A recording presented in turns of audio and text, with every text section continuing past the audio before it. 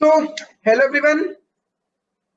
CS Executive Setting Up of Business Entities and Closure part C का lecture हमने last revision lecture में complete किया। Part C का revision हमने last lecture में कंप्लीट किया था और अब हम आज डिस्कस करेंगे पार्ट बी। तो पार्ट बी स्टार्ट करेंगे और पार्ट बी में भी हम स्टार्ट कर रहे हैं पार्ट बी के फर्स्ट चैप्टर से, chapter number 13, that is various initial registrations and license. तो हम कोशिश करेंगे कि ये सारे वेरियस रजिस्ट्रेशंस जो हमें पढ़ाए जा रहे हैं और वेरियस लाइसेंसेस जो हमारे सिलेबस में दिए हुए हैं, will try to get out और हम डिस्कस करने की कोशिश करेंगे सब कुछ चीजें। स्टार्ट करते हैं चैप्टर नंबर 13। जैसे ही हम पढ़ना स्टार्ट करते हैं, पहला ही रेफरेंस आता है पैन 10 और जीएसटी का, जो अल्टीमेटली कहीं ना कहीं मैटर ऑफ सब्जेक्ट है इनकम टैक्स का। तो पैन को लेकर इतना ही कि परमानेंट अकाउंट नंबर है which is issued by income tax department. दो तरह के फॉर्म इशू होते हैं, एक एप्लीकेशन के लिए और दूसरा एक अगर आपको मॉडिफिकेशन करवाना है तो फॉर्म ऑनलाइन भी आज की डेट में सबमिट हो सकता है 3NSDL की वेबसाइट पर। बहुत ज्यादा यहाँ डिस्कस करने लायक हमारे लिए अभी नहीं है। Same is with 10 tax deduction and collection account number. जब हम पढ़ते हैं एसबीसी में तब तक आपने इनकम टैक्स पढ़ा हुआ नहीं होता है, तो कहीं ना कहीं पैन और 10 प्रॉब्लम क्रिएट करता है। But after reading the syllabus of income tax आपको ये दोनों क्लियर है। दो चीजें और होती है, tax deducted at source, tax collected at source. TDS और टीसीएस के लिए आपको जो नंबर लेना होता है उसे हम टैन कहते हैं, टैक्स डिडक्शन अकाउंट नंबर। और अगर आप उसके साथ कलेक्शन अकाउंट नंबर भी लेते हो तो उसे टीडी कैन कहते हैं, tax deduction and collection account number. Same यहाँ पर भी दो फॉर्म, एप्लीकेशन फ्रेश रजिस्ट्रेशन के लिए और रिन्यूअल के लिए डिफरेंट प्रोसेस। टिन एफसी या तो जो हमारे टैक्स इंफॉर्मेशन नेटवर्क के फैसिलिटेशन सेंटर्स हैं उनके थ्रू, या आप ऑनलाइन भी अप्लाई कर सकते हैं। आगे आते हैं, जीएसटी हमें डेफिनेटली नहीं पढ़ना, पूरा जीएसटी पढ़ाया जा रहा है। जीएसटी का रजिस्ट्रेशन का कंपल्शन कब है, इसके अलावा वॉलंटरी रजिस्ट्रेशन कैसे हो सकता है, और जीएसटी का रजिस्ट्रेशन कैंसिल कब हो सकता है, रिवोकेशन कब हो सकता है। तो हम यहाँ से तो अभी आगे बढ़ते हैं। बहुत छोटी सी चीजें हैं और कहीं और कवर्ड होती हैं। आई एम नॉट सेइंग कि एग्जाम में ये नहीं आ सकता एसबीसी में, बट ये कहीं और कवर्ड है ऑलरेडी, तो हम इन पर अभी टाइम वेस्ट डेफिनेटली नहीं करेंगे। हमारा आज का पहला पॉइंट है हमारे लिए अब license under shop and establishment act. License under shop and establishment act 1948, हम इसे कह सकते हैं आपके नगर निगम का license, because it is govern by the state and कहीं ना कहीं लाइसेंस देने का काम करती हैं नगर निगम, लोकल अथॉरिटीज। यहां पर एक ही चीज लिखी जाती है कि चाहे शॉप है या एस्टेब्लिशमेंट है, you need to take the registration. तो फिर उन्होंने डिफाइन भी किया शॉप क्या है, एस्टेब्लिशमेंट क्या है। पर पहले तो कहा कि registration of shop and establishment act जो है, registration of shop and establishment act, ये आपको अगर आपकी शॉप है या एस्टेब्लिशमेंट है उस पर्टिकुलर लोकल अथॉरिटी की लिमिट में काम कर रहे हो तो डेफिनेटली कंपलसरी होता है आपके लिए ये रजिस्ट्रेशन लेना कंपलसरी होता है। Definitely within 30 days of the establishment of your shop or establishment whatever, उसके 30 दिन में आपको रजिस्ट्रेशन के लिए अप्लाई करना है। अब यहाँ पर ये नहीं बता सकते कि एप्लीकेशन कैसे सबमिट होगी, क्योंकि हर नगर निगम का अपना अपना प्रोसीजर हो सकता है। कुछ नगर निगम ने इसे ऑनलाइन किया हुआ है, कुछ ने अभी भी फिजिकल किया हुआ है, तो हम उस डिस्कशन में भी नहीं जा सकते। नेक्स्ट, आपको डिटेल क्या देनी होती है, आपका नाम, आपका जो आपका एम्प्लॉयर है उसका नाम जो उस ऑर्गेनाइजेशन को मैनेज कर रहा है, आपके ऑर्गेनाइजेशन का पोस्टल एड्रेस, एस्टेब्लिशमेंट का नाम और कुछ और इंफॉर्मेशन। जब उनके पास एप्लीकेशन रिसीव होती है, इफ दे आर सेटिस्फाइड, तो आपको रजिस्ट्रेशन ग्रांट कर दिया जाता है। और ये लाइसेंस, जिसे हम कभी लाइसेंस कहते हैं कभी रजिस्ट्रेशन कहते हैं ये लोग, वो 5 साल के लिए मिलता है। एक और आपकी जिम्मेदारी है कि अगर आपने रजिस्ट्रेशन लिया है और उन पर्टिकुलर्स में कभी चेंज होता है तो with in 15 days of that change you need to intimate to the authorities कि ये पर्टिकुलर्स हमारे चेंज हो गए।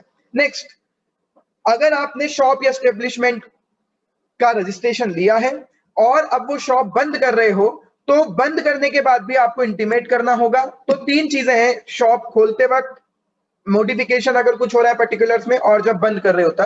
तो अल्टीमेटली रजिस्ट्रेशन किसके पास होते हैं, आपकी उस लोकल अथॉरिटी के चीफ इंस्पेक्टर के पास। तो उन्हें आपको with in 15 days of the closing बताना होगा। तो अब हम बात करेंगे यहां कि शॉप और एस्टेब्लिशमेंट एग्जैक्टली है क्या। तो शॉप एंड एस्टेब्लिशमेंट एक्ट के लिए हमें शॉप और एस्टेब्लिशमेंट किसको कहेंगे उसके लिए वापस से ऊपर चलते हैं, और यहां पर लिखा हुआ था शॉप किस किस को कहेंगे? तो यहाँ ये कहते हैं कि office, store room, godown, warehouse, work house, workplace, ये सब शॉप है। कह रहे हैं ना जहां गुड्स बेचे जाते हैं या जहां पर चाहे वो रिटेल हो या होलसेल हो या जहां से कस्टमर्स को सर्विसेज दी जाती है, सब शॉप है। It include office, store room, godown, warehouse etcetera. What about establishment? कहते हैं एस्टेब्लिशमेंट में इंक्लूड ए शॉप, एक ऐसा कमर्शियल एस्टेब्लिशमेंट जिसमें इंक्लूड ए होटल, रेस्टोरेंट, हमारे eating houses, theatre etcetera, public amusement की जगह और एंटरटेनमेंट की जगह, ये सब हमारे लिए एस्टेब्लिशमेंट है। तो अल्टीमेटली शॉप और एस्टेब्लिशमेंट की डेफिनेशन के बाद कुछ बचता नहीं है। ऑलमोस्ट सारे तरह के आपके बिजनेस करने के जो तरीके हैं उनको कहा है, आपकी दुकान है ना, आपको नगर निगम का लाइसेंस लेना होगा। शॉप एंड एस्टेब्लिशमेंट की डेफिनेशन थी और लाइसेंस के लिए फिर इन्होंने ये प्रोसेस बताई थी। अब हम आते हैं आगे। तो यहाँ कुछ बहुत ज्यादा इंपॉर्टेंट नहीं है, बट यस हमें एक बात पता है कि चाहे कंपनी हो या पार्टनरशिप फर्म हो या एलएलपी हो या एक छोटी सी प्रोप्राइटरशिप फर्म हो, अगर आप इंदौर नगर निगम की सीमा में, हम इंदौर की बात कर लेते हैं एग्जाम्पल के लिए, इंदौर नगर निगम की सीमा में किसी भी फॉर्म के थ्रू कोई दुकान चला रहे हो, you need to take this registration. और हम एक और चीज जानते हैं कि प्रोप्राइटरशिप फॉर्म में तो इसके अलावा कोई दूसरा रजिस्ट्रेशन एप्लीकेबल होता ही नहीं है, ये बिजनेस वाला। अदरवाइज जीएसटी रजिस्ट्रेशन और सब तो वहां भी हो सकते हैं प्रोप्राइटरशिप फॉर्म में, लेकिन ये एक ऐसा रजिस्ट्रेशन तो किसी टैक्सेशन से रिलेटेड नहीं है, केवल इंटीमेशन या गवर्नमेंट अथॉरिटी से पूछना है या इंटीमेट करना है। तो प्रोप्राइटरशिप पर तो केवल यही रजिस्ट्रेशन उस तरह का एप्लीकेबल है। आगे आते हैं, नई चीज SSI oblique MSME, small scale industries या micro small and medium enterprises. Micro small and medium enterprises development act के पहले हमारे यहाँ ज्यादातर पॉपुलर वर्ड चला करता था SSI, small scale industries. Even जब हम सर्विस टैक्स पढ़ा करते थे तो भी वहां एसएसआई वर्ड ज्यादा पॉपुलर था। लेकिन जब से एमएसएमई एक्ट भी आया तो अब हम एसएसआई को एक्चुअली एमएसएमई ही कहते हैं। एमएसएमई के लिए हमें ये समझना होगा कि दो तरह के रजिस्ट्रेशन है।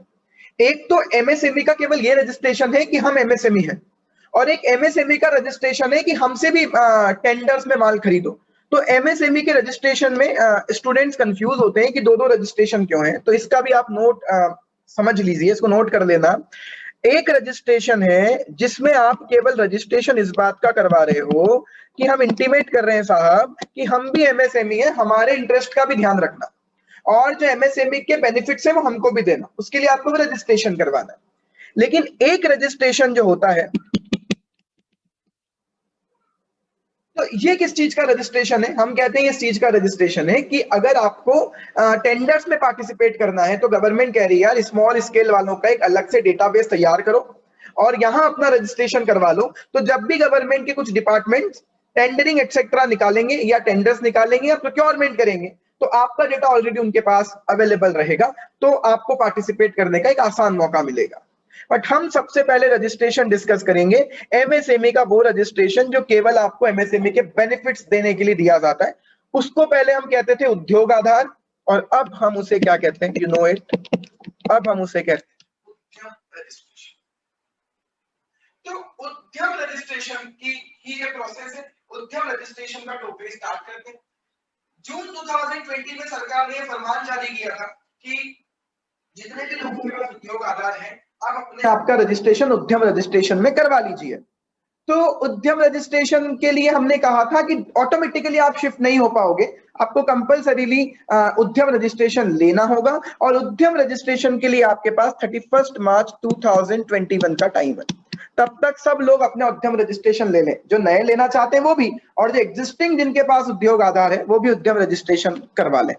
तो उद्यम रजिस्ट्रेशन ही है ये जो एमएसएमई वाला रजिस्ट्रेशन आज की डेट में हमें पढ़ा रहे हैं, ये रहा उद्यम रजिस्ट्रेशन। एमएसएमई मिनिस्ट्री ने कहा था कि अब उद्यम के थ्रू, उद्यम रजिस्ट्रेशन के थ्रू ये चीजें चलेंगी, लेकिन हमें सबसे पहले पढ़ना होगा एमएसएमई होती क्या है। तो अगेन लास्ट ईयर ही एमएसएमई की डेफिनेशन को भी रीडिफाइन किया था। पहले एमएसएमई मैन्युफैक्चरर और सर्विस प्रोवाइडर्स के लिए अलग हुआ करती थी, अब चाहे सर्विस प्रोवाइडर है या मैन्युफैक्चरर है, लिमिट दोनों के लिए सेम है। एक और चीज आपको समझनी होगी कि एमएसएमई जो भी है वो ये उद्यम रजिस्ट्रेशन या तो केवल मैन्युफैक्चरर ले सकते हैं या ये रजिस्ट्रेशन केवल सर्विस प्रोवाइडर ले सकते हैं। ये रजिस्ट्रेशन ट्रेडर्स को अवेलेबल नहीं है, राइट? तो या तो मैन्युफैक्चरर या service provider, and if you are both manufacturer as well as service provider, तो आपको दो रजिस्ट्रेशन नहीं लेने, आपको दोनों एक्टिविटी एक ही उद्यम रजिस्ट्रेशन में बता देनी होंगी। तो सबसे पहले MSME, micro small and medium, किस किस को कहें? दो चीजें हैं, depending on the turnover and depending on the investment. Micro के लिए कहते हैं इन्वेस्टमेंट 1 करोड़ रुपए तक का और टर्नओवर 5 करोड़ रुपए तक का।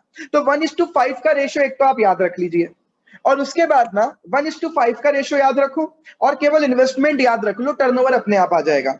1 करोड़, 10 करोड़, 20 करोड़, 1, 10, 20। 1 करोड़, 10 करोड़, 20 करोड़। 1 करोड़ का इन्वेस्टमेंट माइक्रो के लिए, 10 करोड़ तक का इन्वेस्टमेंट स्मॉल के लिए, और 20 करोड़ तक का इन्वेस्टमेंट मीडियम एंटरप्राइज के लिए। इसका 5 करोड़ का टर्नओवर माइक्रो के लिए, फिर 50 करोड़ तक का टर्नओवर स्मॉल के लिए, एंड 100 करोड़ तक का टर्नओवर मीडियम एंटरप्राइज के लिए। तो 1:5 का रेशियो, देन 1, 10 एंड 20। अब हम आगे आते हैं, एक और चीज है जो आपको ध्यान रखनी है कि यहां एंड लिखा हुआ है, तो इन्वेस्टमेंट भी with in the limit of 1 crore होना चाहिए एंड टर्नओवर भी with in the limit of 5 crore होना चाहिए, तब आपको माइक्रो कहेंगे। मूविंग फर्दर, उद्यम रजिस्ट्रेशन की प्रोसेस बता रहे हैं। उद्यम रजिस्ट्रेशन की प्रोसेस पूरी की पूरी ऑनलाइन है, और यहां पर कोई भी डिक्लेरेशन आपको किसी प्रैक्टिशनर से सर्टिफाई नहीं करवाना, सारे डिक्लेरेशन सेल्फ डिक्लेरेशन है। तो उद्यम रजिस्ट्रेशन के लिए आपको एक तो दो चीजें चाहिए, पैन और जीएसटी नंबर। और भी प्रॉब्लम थी, लेकिन अब कंपलसरी किया गया कि पैन और जीएसटी आपके पास होना चाहिए। तो even if you belong to the small category और micro category, before applying to the GS Udyam, ये कहते हैं यार पैन और जीएसटी लिंक्ड है ये चीजें, तो पैन और जीएसटी आपके पास होना चाहिए। पैन और जीएसटी के लिंक से एक और उनको एडवांटेज है कि आपका जितना फाइनेंशियल डेटा वो पैन और जीएसटी की वेबसाइट से, सेंट्रलाइज्ड डेटाबेस से फैच कर पाएंगे, डेफिनेटली इस डेटाबेस को वहां से वो उठाएंगे भी। राइट, आगे आते हैं, जितने भी बिजनेस का अभी उद्योग आधार मेमोरेंडम वाला रजिस्ट्रेशन था या कोई और एमएसएमई का रजिस्ट्रेशन था, अब आपको उद्योग आधार की जगह उद्यम रजिस्ट्रेशन करवाना होगा। उद्यम रजिस्ट्रेशन के लिए गवर्नमेंट ने एक और चीज कही कि भैया उद्यम रजिस्ट्रेशन ना आपको केवल इसी वेबसाइट से मिलेगा, उद्यम registration.gov.in।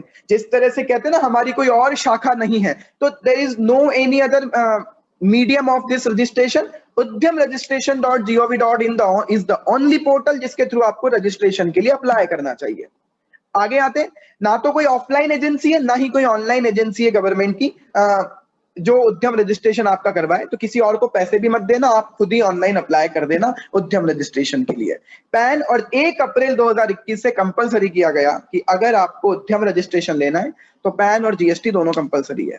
एक डाउट और आता है स्टूडेंट्स को कि क्या उद्यम रजिस्ट्रेशन केवल प्रोप्राइटरशिप फर्म को मिलता है? नहीं, एमएसएमई को मिलता है। अब वो एमएसएमई प्राइवेट लिमिटेड कंपनी भी हो सकती है, ओपीसी भी हो सकती है, एसोसिएशन ऑफ पर्सन भी हो सकता है, पार्टनरशिप फर्म भी हो सकती है, एलएलपी भी हो सकती है, एचयूएफ भी हो सकता है, एज वेल एज एक इंडिविजुअल भी हो सकता है। Those who are having turnover within the limit of the definition of MSME can apply for the उद्यम registration. As simple as that. आगे आते हैं, अब एक और चीज गवर्नमेंट ने कही। गवर्नमेंट कहती है सिंगल विंडो सिस्टम है साहब, सारा काम यही हो जाएगा उद्यम रजिस्ट्रेशन का, और इसके अलावा कोई दूसरा पोर्टल है भी नहीं। नाउ उद्यम रजिस्ट्रेशन का कोई रिन्यूअल नहीं होगा, ये परमानेंट रजिस्ट्रेशन है। हालांकि हमें ये नहीं पता कि उद्यम रजिस्ट्रेशन भी परमानेंट है या नहीं, क्योंकि किसी जमाने में इसको डीआईसी का रजिस्ट्रेशन कहा जाता था, डिस्ट्रिक्ट इंडस्ट्रियल सेंटर। फिर हम बहुत नया लाए उद्योग आधार, और बहुत कम टाइम में ही उद्योग आधार को हमने बदल के उद्यम रजिस्ट्रेशन कर दिया। बट यस, उद्यम रजिस्ट्रेशन अगर नहीं बदलता है तो ये परमानेंट रजिस्ट्रेशन है। जैसे ही आप ऑनलाइन अपनी इंफॉर्मेशन फिल करोगे, ऑटोमेटिकली एक सर्टिफिकेट आपको मिल जाएगा। इस सर्टिफिकेट पर क्यूआर कोड भी है कि अगर आप ये सर्टिफिकेट किसी के सामने प्रेजेंट करते हैं तो वो क्यूआर कोड को स्कैन करके आपकी सारी इंफॉर्मेशन वहां से निकाल सकता है। कोई रिन्यूअल नहीं होगा, एक बार ही रजिस्ट्रेशन करवाना है। मैन्युफैक्चरर और सर्विस प्रोवाइडर दो ही लोगों को मिलेगा, और अगर आप दोनों ही काम करते हैं तो आप दोनों चीजें एक ही रजिस्ट्रेशन में स्पेसिफाई कर दें। एक पर्सन एक से ज्यादा उद्यम रजिस्ट्रेशन नहीं ले सकता, नहीं लेना चाहिए। आगे आते हैं, इस रजिस्ट्रेशन का मेन इंटेंशन क्या है? मेन इंटेंशन तो है स्टेटिस्टिक्स मेंटेन करना, सरकार के पास डेटा अवेलेबल हो, कौन सी इंडस्ट्री क्या काम कर रही है और कितने हमारे एमएसएमई इंडस्ट्रीज हैं, सो दैट हम उनके लिए पॉलिसीज बनाएं, उनके लिए नए लॉज लेकर आए, उनके लिए उनके प्रोटेक्शन के कुछ काम कर पाए। और देयर इज द रीजन कि सरकार आपसे उद्यम रजिस्ट्रेशन करवाती है। आगे आते हैं, उद्यम रजिस्ट्रेशन के लिए कौन अप्लाई कर सकता है? मैं ऑलरेडी ये बता चुका, every type of business entity जो इस लिमिट में है वो उद्यम रजिस्ट्रेशन के लिए अप्लाई कर सकती है, राइट। तो अच्छा, इसके अलावा एक और बात है, यही नहीं रुकते हम। एमएसएमई रजिस्ट्रेशन, अगर आप पूछें कि क्या एमएसएमई रजिस्ट्रेशन कंपलसरी है, तो हम कह रहे हैं यार हम आपको एडवांटेजेस देना चाहते हैं। तो उद्यम रजिस्ट्रेशन आपके पास आज की डेट में भी ऑप्शनल है, लेकिन मैं इसको ऐसा कहूंगा, optional but we recommend it. It's optional but we recommend it. Recommendatory इसलिए है क्योंकि हम ये कहते हैं कि यार उद्यम रजिस्ट्रेशन करवाने से आपको बहुत सारे दूसरे, कंपलसरी तो नहीं है, ऑप्शनल है, होने को तो ऑप्शनल है, होने को तो ये ऑप्शनल है तो ऑप्शनल, लेकिन आपको कहीं ना कहीं रिकमेंड करते हैं कि ये करवा लीजिए। तो हम ये कहते हैं कि रिकमेंड क्यों करते हो आप एमएसएमई रजिस्ट्रेशन को? हम कहते हैं दो एडवांटेजेस हैं।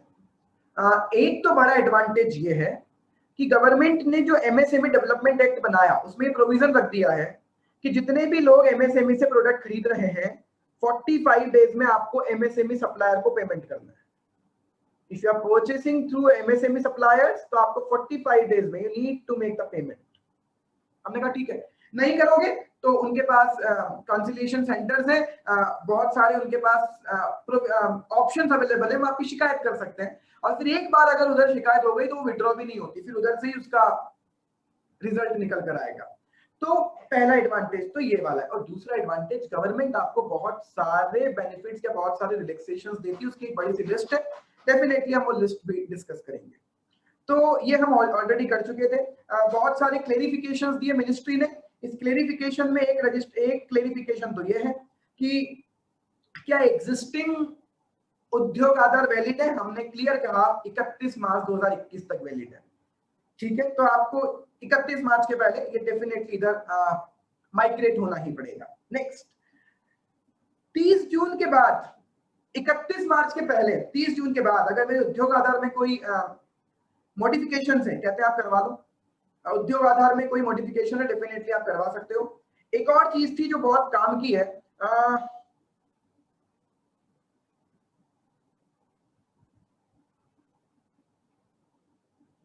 ये वैल्यू ऑफ प्लांट मशीनरी और इक्विपमेंट। तो क्या क्या कहते हैं, माइक्रो रहोगे या स्मॉल या मीडियम, ये डिपेंड करता है आपका प्लांट एंड मशीनरीज में इन्वेस्टमेंट कितना है।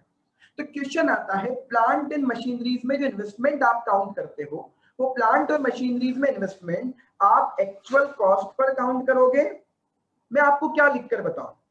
हम पूछ रहे हैं सरकार से कि मैं आपको क्या लिख दूं, मेरी प्लांट एंड मशीनरी में इन्वेस्टमेंट कितना लिखूं, जितने में मैंने खरीदा था वो लिखूं, या डेप्रिसिएशन के बाद जो डब्ल्यूडीवी बचती है वो लिखूं? तो सरकार ने क्लेरिफाई किया कि इनकम टैक्स एक्ट के अकॉर्डिंग जो आपकी डब्ल्यूडीवी है ना, वो यहाँ पर प्लांट एंड मशीनरी में इन्वेस्टमेंट माना जाएगा as per your latest financial statement. वो आप ट्रीट कर लीजिए, WDV is the investment in plant and machinery. आगे, entire registration process free of cost है। आगे आते हैं, ये काम का टॉपिक है। एक और, माइक्रो स्मॉल एंटरप्राइजेस को क्या क्या एडवांटेज मिलते हैं। मीडियम के लिए इन्होंने कुछ अलग लिखा, लेकिन मैं कहता हूं आपको ये लिस्ट पढ़ लें, it is more than enough. तो क्या क्या एडवांटेजेस अवेलेबल हैं अगर आपको एमएसएमई का रजिस्ट्रेशन आप ले लेते हो? तो पहला, बैंक एटसेट्रा से आपको इजी फाइनेंस मिलता है। कई सेक्टर्स में सरकार ने कई स्कीम्स ला लाकर बोला हुआ है कि एमएसएमई रजिस्टर्ड लोगों को जिनके पास उद्यम आधार है उन्हें आप अलग अलग स्कीम्स के अकॉर्डिंग लोन दीजिए। और ना केवल लोन मिलता है, अगर आप उद्यम रजिस्ट्रेशन अपना प्रेजेंट कर देते हैं बैंक के सामने, तो आपके जो लोन की इंटरेस्ट रेट है उसमें सबवेंशन मिलता है, 1 से 1.5% आप पर इंटरेस्ट कम लगता है। नेक्स्ट, 45 डेज में पेमेंट, और अगर नहीं तो आप उसके खिलाफ फिर अप्लाई कर सकते हो। एमएसएमई, अगर आप एमएसएमई सप्लायर हो, किसी बड़ी इंडस्ट्री को सप्लाई करते हो and they are not making your payment within the day 45 days, आप अप्लाई कर सकते हो इन अथॉरिटीज के पास कि सर पैसे दिलवाओ। गवर्नमेंट टेंडर में इन्हें एक लिमिट तक प्रेफरेंस देंगे। स्टाम्प ड्यूटी और ऑक्ट्रॉय के कुछ बेनिफिट्स मिलेंगे। स्टाम्प ड्यूटी बेनिफिट्स के लाइक आप जब कुछ इंडस्ट्री के लिए आप कुछ जमीन खरीदोगे या कुछ इमूवेबल प्रॉपर्टीज खरीदोगे, आपको स्टाम्प ड्यूटी में रिलैक्सेशन मिलेगा depending on state to state. कुछ स्टेट इलेक्ट्रिसिटी बिल में कंसेशन देती है, राइट। याद कीजिए, अब अभी हम इंडस्ट्रियल लाइसेंस पर चलेंगे। तो हमने पढ़ा हुआ है कि कुछ इंडस्ट्रीज केवल एमएसएमई के लिए रिजर्व रखी हुई है। अगर लार्ज स्केल वाली इंडस्ट्री उन प्रोडक्ट को बनाना चाहती है तो लाइसेंस लेना पड़ेगा। अगर बायर और सेलर, आप सप्लायर हो एमएसएमई वाले, आप सप्लायर हो एमएसएमई को बिलोंग करते हो, आपका और बायर के बीच में अगर डिस्प्यूट हो गया, आर्बिट्रेशन के थ्रू हम उन्हें डिस्प्यूट को रिजॉल्व करने की कोशिश करेंगे। कुछ स्टेट्स कहती हैं, या ऐसा भी है, ये आईएसओ का मैटर है कि आईएसओ की जो सर्टिफिकेशन के एक्सपेंसेस है वो आपको या तो रिलैक्सेशन कर देंगे या कम कर देंगे। डिफरेंशियल रेट ऑफ इंटरेस्ट आपको मिलेंगी, जो मैंने अभी कहा कि आपको रेट ऑफ इंटरेस्ट थोड़ी सी कम होगी। किसी जमाने में एक्साइज से एग्जम्पशन दी जाती थी, अब तो एक्साइज एग्जिस्ट ही नहीं करता। डायरेक्ट टैक्स लॉ से एग्जम्पशन है, ऐसा अभी स्पेसिफिक डायरेक्ट टैक्स लॉ में कोई प्रोविजन नहीं स्टार्टअप्स को लेकर है, राइट। किसी पर्टिकुलर जगह पर लगाओगे इंडस्ट्री, वहां को लेकर है, स्पेसिफिकली ऐसा कुछ नहीं। ये देखिए एनएसआईसी का आपको रजिस्ट्रेशन मिल सकता है अगर आप एमएसएमई को बिलोंग करते हो, तो जिसके थ्रू गवर्नमेंट टेंडरिंग होती है। Now government purchase registration NSIC वाला ही होता है, रजिस्ट्रेशन विद एनएसआईसी ऑलरेडी हो गया। सीजीएसटीआई जो गवर्नमेंट की क्रेडिट गारंटी फंड है, वो कहता है कि अगर आप एमएसएमई को लोन दोगे, कई बैंकों को कहता है अलग अलग स्कीम के थ्रू, जैसे हम स्टार्टअप में सीजीटी एसएमई स्कीम पढ़ते थे, credit guarantee trust for small and medium enterprise, वो कहता है 10 लाख रुपए से 1 करोड़ रुपए तक का लोन दो आप इन स्मॉल इंडस्ट्री वाले मैन्युफैक्चरर्स को, तो गवर्नमेंट गारंटी देगी। विदाउट कोलेट्रल लोन दो, गवर्नमेंट गारंटी देगी। नाउ प्राइस प्रेफरेंस 15% तक का होता है, हम आगे पढ़ेंगे। एल प्लस 15% तक का आपको पावर होता है कि अगर लार्ज मैन्युफैक्चरर, लार्ज इंडस्ट्री वाले लोग टेंडर में पार्टिसिपेट कर रहे हैं, तो उनके कंपैरिजन में 15% तक आपकी रेट अलग हो सकती है, 15% रेट डिफरेंस चलेगा। L1 प्लस 15 हम लिख कर आए हैं वहां पर। बैंक्स के रेट ऑफ इंटरेस्ट में आपको रिलैक्सेशन मिलेगा, और गवर्नमेंट टेंडर्स में आप फ्री ऑफ कॉस्ट पार्टिसिपेट कर सकते हो। What is this free of cost? Government tenders में पार्टिसिपेट करने के लिए आपको कुछ पैसा पे करना होता है, और अगर आप एमएसएमई को बिलोंग करते हो तो ये आपके ऊपर एप्लीकेबल नहीं होगा, फ्री ऑफ कॉस्ट आप पार्टिसिपेट कर सकते हो। फिर यहाँ पर एक काम की चीज यहाँ है, लास्ट पैराग्राफ, कि 45 डेज में अगर आपका पेमेंट नहीं मिला, बायर ही इंश्योर कर ले कि एमएसएमई वाले सप्लायर से अगर खरीदा हुआ 45 डेज में इंश्योर कर लीजिए, पेमेंट कर दिया, नहीं तो वो बंदा जा सकता है MSEFC, micro small enterprise facilitation council, और फिर वहां जाकर काउंसिलेशन और आर्बिट्रेशन प्रोसेस होगी। एक बार यह एप्लीकेशन सबमिट हो गई तो विड्रॉ भी नहीं होती, फिर यहीं के थ्रू आपका मैटर रिजॉल्व होगा। तो बायर को इसलिए इंश्योर कर लेना चाहिए कि इस लफड़े में ना पड़े और अपना पेमेंट कर दे एमएसएमई वाले लोगों को। नाउ रजिस्ट्रेशन प्रोसेस यहाँ काम का नहीं है, अब काम आएगा डायरेक्टली, यहां तक कुछ भी नहीं था ऐसा कुछ, काम अब आएगा यहां से, NSIC registration. Small industries corporation है, गवर्नमेंट सबसे कुछ प्रोडक्ट्स की सबसे बड़ी कंज्यूमर या बायर, कंज्यूमर तो नहीं कह सकते, बायर कह सकते, कुछ प्रोडक्ट की सबसे बड़ी बायर गवर्नमेंट है। गवर्नमेंट के अलग अलग डिपार्टमेंट बहुत सारी प्रोक्योरिंग करते हैं टेंडर्स के थ्रू।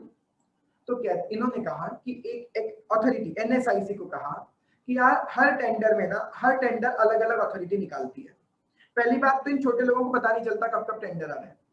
दूसरी बात, फिर टेंडर अलग अलग अथॉरिटी निकालती है, तो जब भी आप किसी अथॉरिटी के पास टेंडर के लिए अप्लाई करते हो ना, तो होता क्या है कि वो अथॉरिटी पहले आपकी सारे डॉक्यूमेंट्स चेक करती है, और फिर आपको सबसे पहले तो ये बोलती है कि आप टेंडर में पार्टिसिपेट भी कर सकते हो या नहीं कर सकते।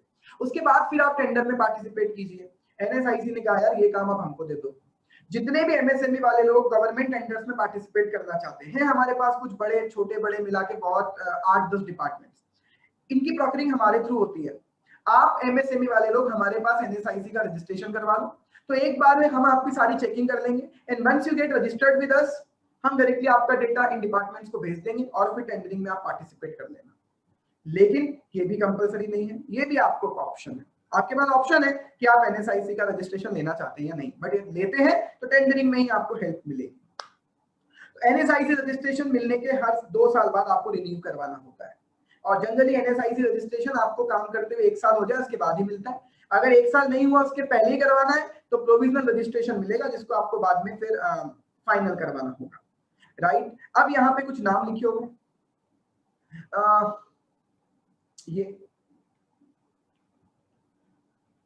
गवर्नमेंट का सबसे बड़ा स्टोर जो गवर्नमेंट के लिए खरीदता है DGSND, जिसकी फुल फॉर्म ऑलरेडी हम क्लास में कई बार डिस्कस कर चुके हैं।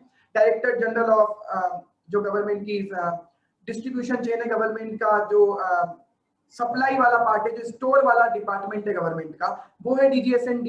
इसके अलावा railway department, defence department, PNT department, public sector enterprise बहुत सारी जो NSIC के साथ जुड़ी हुई है। तो अगर आप NSIC के साथ आपका रजिस्ट्रेशन हो गया तो उनके टेंडरिंग में आप पार्टिसिपेट कर पाओगे। ये इंटेंशन था NSIC रजिस्ट्रेशन। लेकिन इसके अलावा NSIC रजिस्ट्रेशन के और भी बहुत सारे एडवांटेज मिलते हैं।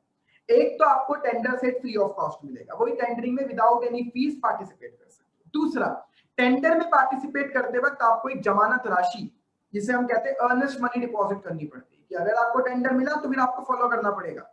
नहीं करा टेंडर के रूल फॉलो, टेंडर में काम नहीं किया आपने, तो हम आपकी जो जमानत राशि आपने हमको दी थी अर्नेस्ट मनी, वो हम फॉरफीट कर देंगे।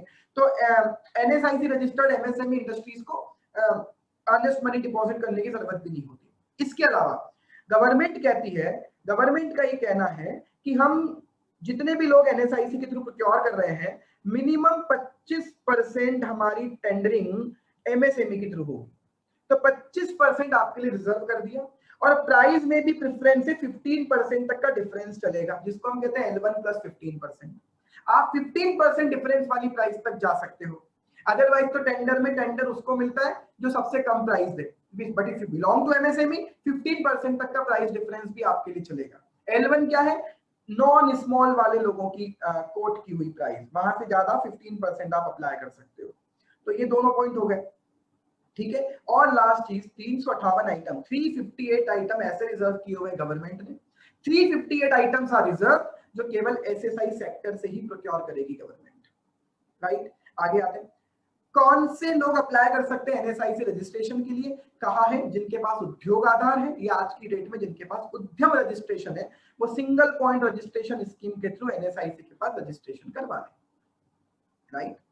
नेक्स्ट, जिन इंडस्ट्री ने कमेंस कर दिया है कमर्शियल प्रोडक्शन लेकिन अभी तक 1 साल नहीं हुआ है, उन्हें प्रोविजनल रजिस्ट्रेशन मिलेगा। क्या करोगे रजिस्ट्रेशन लेके? ये कहते हैं यार 1 साल के पहले तुमसे हम सप्लाई नहीं लेंगे, तुमसे नहीं खरीदेंगे, लेकिन 1 साल के पहले भी अगर आप रजिस्ट्रेशन करवा लेते हो, आप टेंडर में अप्लाई कर देना, लेकिन मैक्सिमम 5 लाख रुपए तक का ही आपसे प्रोक्योरमेंट लेंगे, ठीक है। और 1 साल बाद आपको फिर इसे रिन्यू करवाना होगा, फिर आपको ओरिजिनल नॉर्मल रजिस्ट्रेशन मिलेगा। NSICproonline.com पर जाकर NSIC का रजिस्ट्रेशन होता है, राइट। फॉर्म के साथ कुछ डॉक्यूमेंट आपको सबमिट करने, रजिस्ट्रेशन फीस होती है वो पे करना है। रजिस्ट्रेशन फीस डिपेंड करती है आप कितने बड़े हो, टर्नओवर कितना है, आपकी लेटेस्ट ऑडिटेड बैलेंस शीट के अकॉर्डिंग, उसके अकॉर्डिंग आपकी फीस होगी, right.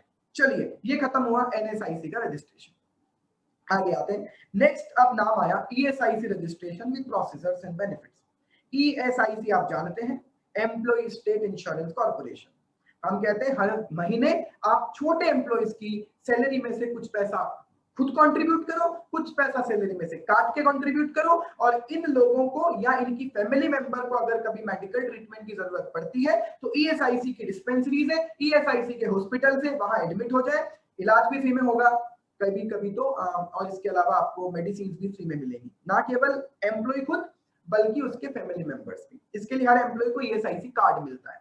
Now the question is कि ESIC का रजिस्ट्रेशन किस किस को करवाना है? तो हम कह रहे हैं पहले तो ये रजिस्ट्रेशन करवाना है एम्प्लॉयर को। कब करवाना है? वो ही 10 से ज्यादा या 20 से ज्यादा अगर आपके एम्प्लॉय हैं, this is the subject matter of labour law जो हम वहां पढ़ते हैं। अगर इससे ज्यादा आपके एम्प्लॉय हैं तो पहले तो एम्प्लॉयर को ESIC का रजिस्ट्रेशन करवाना है। हर एम्प्लॉयर को फिर ESIC का एक कोड मिलेगा, और जब भी आप रजिस्टर्ड हो जाए उसके बाद जब भी उस पर्टिकुलर लिमिट का एम्प्लॉय आपको ज्वाइन करेगा तो उस एम्प्लॉय का आप ESIC में रजिस्ट्रेशन करवा दें, उनसे ESIC का कार्ड दिलवा दें। तो रजिस्ट्रेशन एम्प्लॉयर का भी होता है। और फिर सैलरी लिमिट क्या है यहाँ? 21,000 रुपए is the limit of the salary. पहले 15,000 थी, और अगर डिसेबिलिटी वाला पर्सन है तो 25,000 इज द लिमिट। इससे कम अगर आपकी सैलरी है और आप इस एम्प्लॉयर के एम्प्लॉय बनते हैं जिसका ESIC में रजिस्ट्रेशन है, तो फिर एम्प्लॉय का भी उसके यहाँ रजिस्ट्रेशन होगा। हर महीने एम्प्लॉयर भी कंट्रीब्यूट करेगा सैलरी का पर्टिकुलर परसेंट, और आप भी सैलरी का कुछ पर्टिकुलर परसेंट कंट्रीब्यूट कीजिएगा, राइट। तो चलिए ESIC वाला टॉपिक पढ़ना स्टार्ट करते हैं। तो हेल्थ इंश्योरेंस एक तरह से ही है जिसके थ्रू आपको कैश बेनिफिट, मेडिकल बेनिफिट्स मिलेंगे। मेडिकल बेनिफिट्स की बात की हुई है। ऑलमोस्ट हर डिस्ट्रिक्ट में ईएसआईसी के हॉस्पिटल्स होते हैं, इवन इंदौर में है। ईएसआईसी रजिस्ट्रेशन की प्रोसेस, कंपनी लिखा है लेकिन एक्चुअली एम्प्लॉयर है। एम्प्लॉयर जिसके ऊपर ये एक्ट एप्लीकेबल है, कब? 10 से ज्यादा अगर आपके एम्प्लॉय हैं तो आपके ऊपर ये एक्ट एप्लीकेबल है। और with in 15 days of the submission of employ registration form, company को एक आइडेंटिफिकेशन नंबर दिया जाता है, ईएसआईसी कोड कहते हैं इसे। कौन कौन से डॉक्यूमेंट्स रिक्वायर्ड है? बेसिकली यहाँ बेसिक केवाईसी डॉक्यूमेंट्स रिक्वायर्ड है एम्प्लॉयर के। जैसे कि अगर आप कंपनी हो तो आपके memorandum article, certificate of incorporation, LLP हो तो एलएलपी का certificate, LLP agreement, proprietorship form हो तो प्रोप्राइटरशिप फॉर्म का तो एक ही सर्टिफिकेट होता है आपका, गुमास्ता और नगर निगम का लाइसेंस। ठीक है, आपका कमर्शियल प्रोडक्शन स्टार्ट हो चुका, उसका evidence means like first sale का इनवॉइस। ठीक है, अगर आप एलएलपी हो तो पार्टनर्स की डिटेल, शेयर होल्डर हो कंपनी हो तो शेयर होल्डर की डिटेल, डायरेक्टर्स की डिटेल, इनकी केवाईसी डॉक्यूमेंट्स, जिस एंटिटी का रजिस्ट्रेशन होगा उसका पैन कार्ड, और जो लोग उसको चलाएंगे डायरेक्टर्स या एलएलपी है तो पार्टनर्स, उनके केवाईसी डॉक्यूमेंट्स और एम्प्लॉइज की लिस्ट, ये आपको बेसिकली सबमिट करनी होती है। नेक्स्ट, एक बार एम्प्लॉय रजिस्टर्ड हो गया तो एक एम्प्लॉय जिसकी सैलरी लिमिट से कम है 21,000 रुपए, डिसेबिलिटी है उसे 25,000 रुपए की सैलरी या उससे कम है, तो फिर उस एम्प्लॉय का भी ईएसआईसी वाला रजिस्ट्रेशन होगा। और उसके बाद उसको एक परमानेंट फोटो आईडी दे दिया जाता है। ये रिस्पॉन्सिबिलिटी एम्प्लॉयर की है, आपके 4 डिपार्टमेंट करे ये काम कि ईएसआईसी के फॉर्म फिल करे एम्प्लॉय के और उनको जमा करवाए ईएसआईसी के ऑफिस में, वहां उनका रजिस्ट्रेशन हो जाए, उनकी फैमिली मेंबर्स की भी डिटेल इस रजिस्ट्रेशन में साथ में सबमिट होती है, और फिर वो फोटो आईडी आपको मिलता है जिसके थ्रू आपका ईएसआईसी रजिस्ट्रेशन माना जाता है। कंट्रीब्यूशन कितना होता है ईएसआईसी में हर महीने? सैलरी का 1.75 तो कंट्रीब्यूट करेगा एम्प्लॉय और एम्प्लॉयर कंट्रीब्यूट करेगा 4.75%। 4.75%। एक डाउट आता है, वो डाउट आ भी रहा है कि सर अजाइल प्रो के थ्रू ऑलरेडी हमें ईएसआईसी का रजिस्ट्रेशन मिल जाता है, वो किसको मिल रहा है? एम्प्लॉयर। लेकिन ईएसआईसी के प्रोविजन आप पर लगना तब स्टार्ट होंगे जब आपकी कंपनी के एम्प्लॉय 10 से ज्यादा हो जाए, पहले दिन से कंपल्सरीली एप्लीकेबल नहीं है। तो एम्प्लॉयर का कंट्रीब्यूशन और एम्प्लॉय का कंट्रीब्यूशन, सैलरी का 1.75%, सैलरी का 4.75%, लगभग सैलरी का 6.5% हर महीने ईएसआईसी में हर एम्प्लॉय का कंट्रीब्यूट हो रहा है। आगे आते हैं, नेक्स्ट टॉपिक आ गया provident fund meaning and registration process. Provident fund क्या है? भविष्य निधि। अभी पैसा काटेंगे और बाद में जाकर आपको क्या मिलेंगे? बहुत सारे बेनिफिट्स मिलेंगे। अभी तो पैसा काट लेंगे, बाद में जाके फिर आपको बेनिफिट्स प्रोवाइड होंगे। बाद में जाकर क्या आपको पेंशन मिलेगी, जब आप रिटायर हो जाएंगे तब आपको एक लमसम पैसा मिलेगा। ठीक है, तो यस इसीलिए कहते हैं ना, ये कहते भी इसीलिए भैया, कई बार हमें समझ नहीं आता कि ये कर किसके लिए रहे हैं, तो हमें समझना होगा कि ये आपके लिए कर रहे हैं। किसके लिए कर रहे हैं? आपके लिए कर रहे हैं। क्यों? अदरवाइज अभी तो आप पैसा उड़ा दोगे और बाद में क्या होगा? फिर बाद में जब जॉब खत्म हो जाएगी तब पैसा कहां से आएगा? हम कहते हैं अभी थोड़ा सा पेशेंस रख लीजिए तो फ्यूचर आपका अच्छा होगा। अच्छा, ये बात हम भी कहते हैं आपसे कि अभी थोड़ा सा पेशेंस रख के पढ़ाई कर लीजिए, फ्यूचर अच्छा होगा।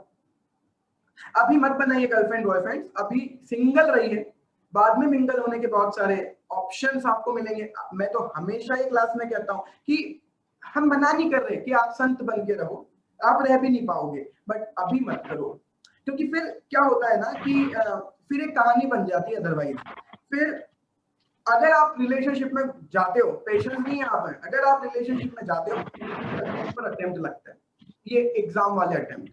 इसीलिए कहते हैं ना कि फर्स्ट अटेम्प्ट बर्बाद हुआ करके बाबू सोना, फर्स्ट अटेम्प्ट बर्बाद हुआ करके बाबू सोना, और सेकंड अटेम्प्ट में लिख के आया ब्रेकअप करो ना। थर्ड अटेम्प्ट में जब सिंगल था तो एग्जाम्पशन मेरी आई है ना, देखो जैसे सिंगल हुआ थर्ड अटेम्प्ट में, जब सिंगल था तो एग्जाम्पशन मेरी आई, और फोर्थ अटेम्प्ट में फिर फेल हुआ जब गर्लफ्रेंड नहीं बनाई। तो इसलिए पेशेंस रखिए, सिंगल रहिए, पढ़ते रहिए, अभी टाइम नहीं है। पीएफ वाले भी इतना सही कहते हैं, ये कहते हैं यार प्रोविडेंट फंड का काम ये कुछ आपकी सैलरी भले ही हम कम करेंगे, लेकिन बाद में आपको लमसम पैसा मिलेगा, यही रोल है प्रोविडेंट फंड का। Thank you so much, thanks a lot for your thank you so much for your compliments. तो कंटिन्यू करते, कुछ लोगों को मजा आ गया। जो सिंगल है उनको तो मजा आ गया, जो मिंगल्ड है वो कह रहे हैं यार क्या बकवास कर रहे हो, we don't believe in it, हम तो आपको बाबू सोना करके भी पास होके दिखाएंगे। बिल्कुल, मैं आपको बददुआ नहीं दे रहा, बिल्कुल होकर बताइए, आप एग्जाम्पल सेट कीजिए, बहुत अच्छा है, हम मना नहीं करते, बिल्कुल। डीप में एक्सपीरियंस है, बिल्कुल। एक्सपीरियंस कैसे आया ये भी मैं आपको बता देता हूं। मैं चाणक्य जी को बहुत फॉलो करता हूं। चाणक्य जी कहा करते थे कि अपने ऊपर एक्सपेरिमेंट करने की आपकी उम्र बहुत कम है, इसलिए दूसरे लोगों के एक्सपीरियंस से सीख लो। तो मैंने दूसरे लोगों से बहुत सीखा हुआ है, तो एक्सपीरियंस बहुत है, लेकिन मेरे खुद के नहीं, दूसरों के देखकर मैं बहुत सीखा हुआ हूं। चलिए हम कंटिन्यू करते हैं। तो प्रोविडेंट फंड का पॉइंट भी इतना ही है। प्रोविडेंट फंड अगेन आप पर एप्लीकेबल कब है, जब आपके यहाँ 20 से ज्यादा एम्प्लॉय है, और 20 से कम भी एम्प्लॉय है तो वॉलंटरीली एम्प्लॉयर प्रोविडेंट फंड का रजिस्ट्रेशन करवा सकता है। सेम है ईएसआईसी में भी, जैसे पहले एम्प्लॉयर का रजिस्ट्रेशन होगा फिर उस एम्प्लॉयर के यहाँ एम्प्लॉय, वैसे पीएफ में भी पहले एम्प्लॉयर का रजिस्ट्रेशन होगा, और फिर हर महीने सैलरी का एक पर्टिकुलर परसेंट, जो जनरली 12% है, वो आपको प्रोविडेंट फंड में कंट्रीब्यूट करना पड़ेगा।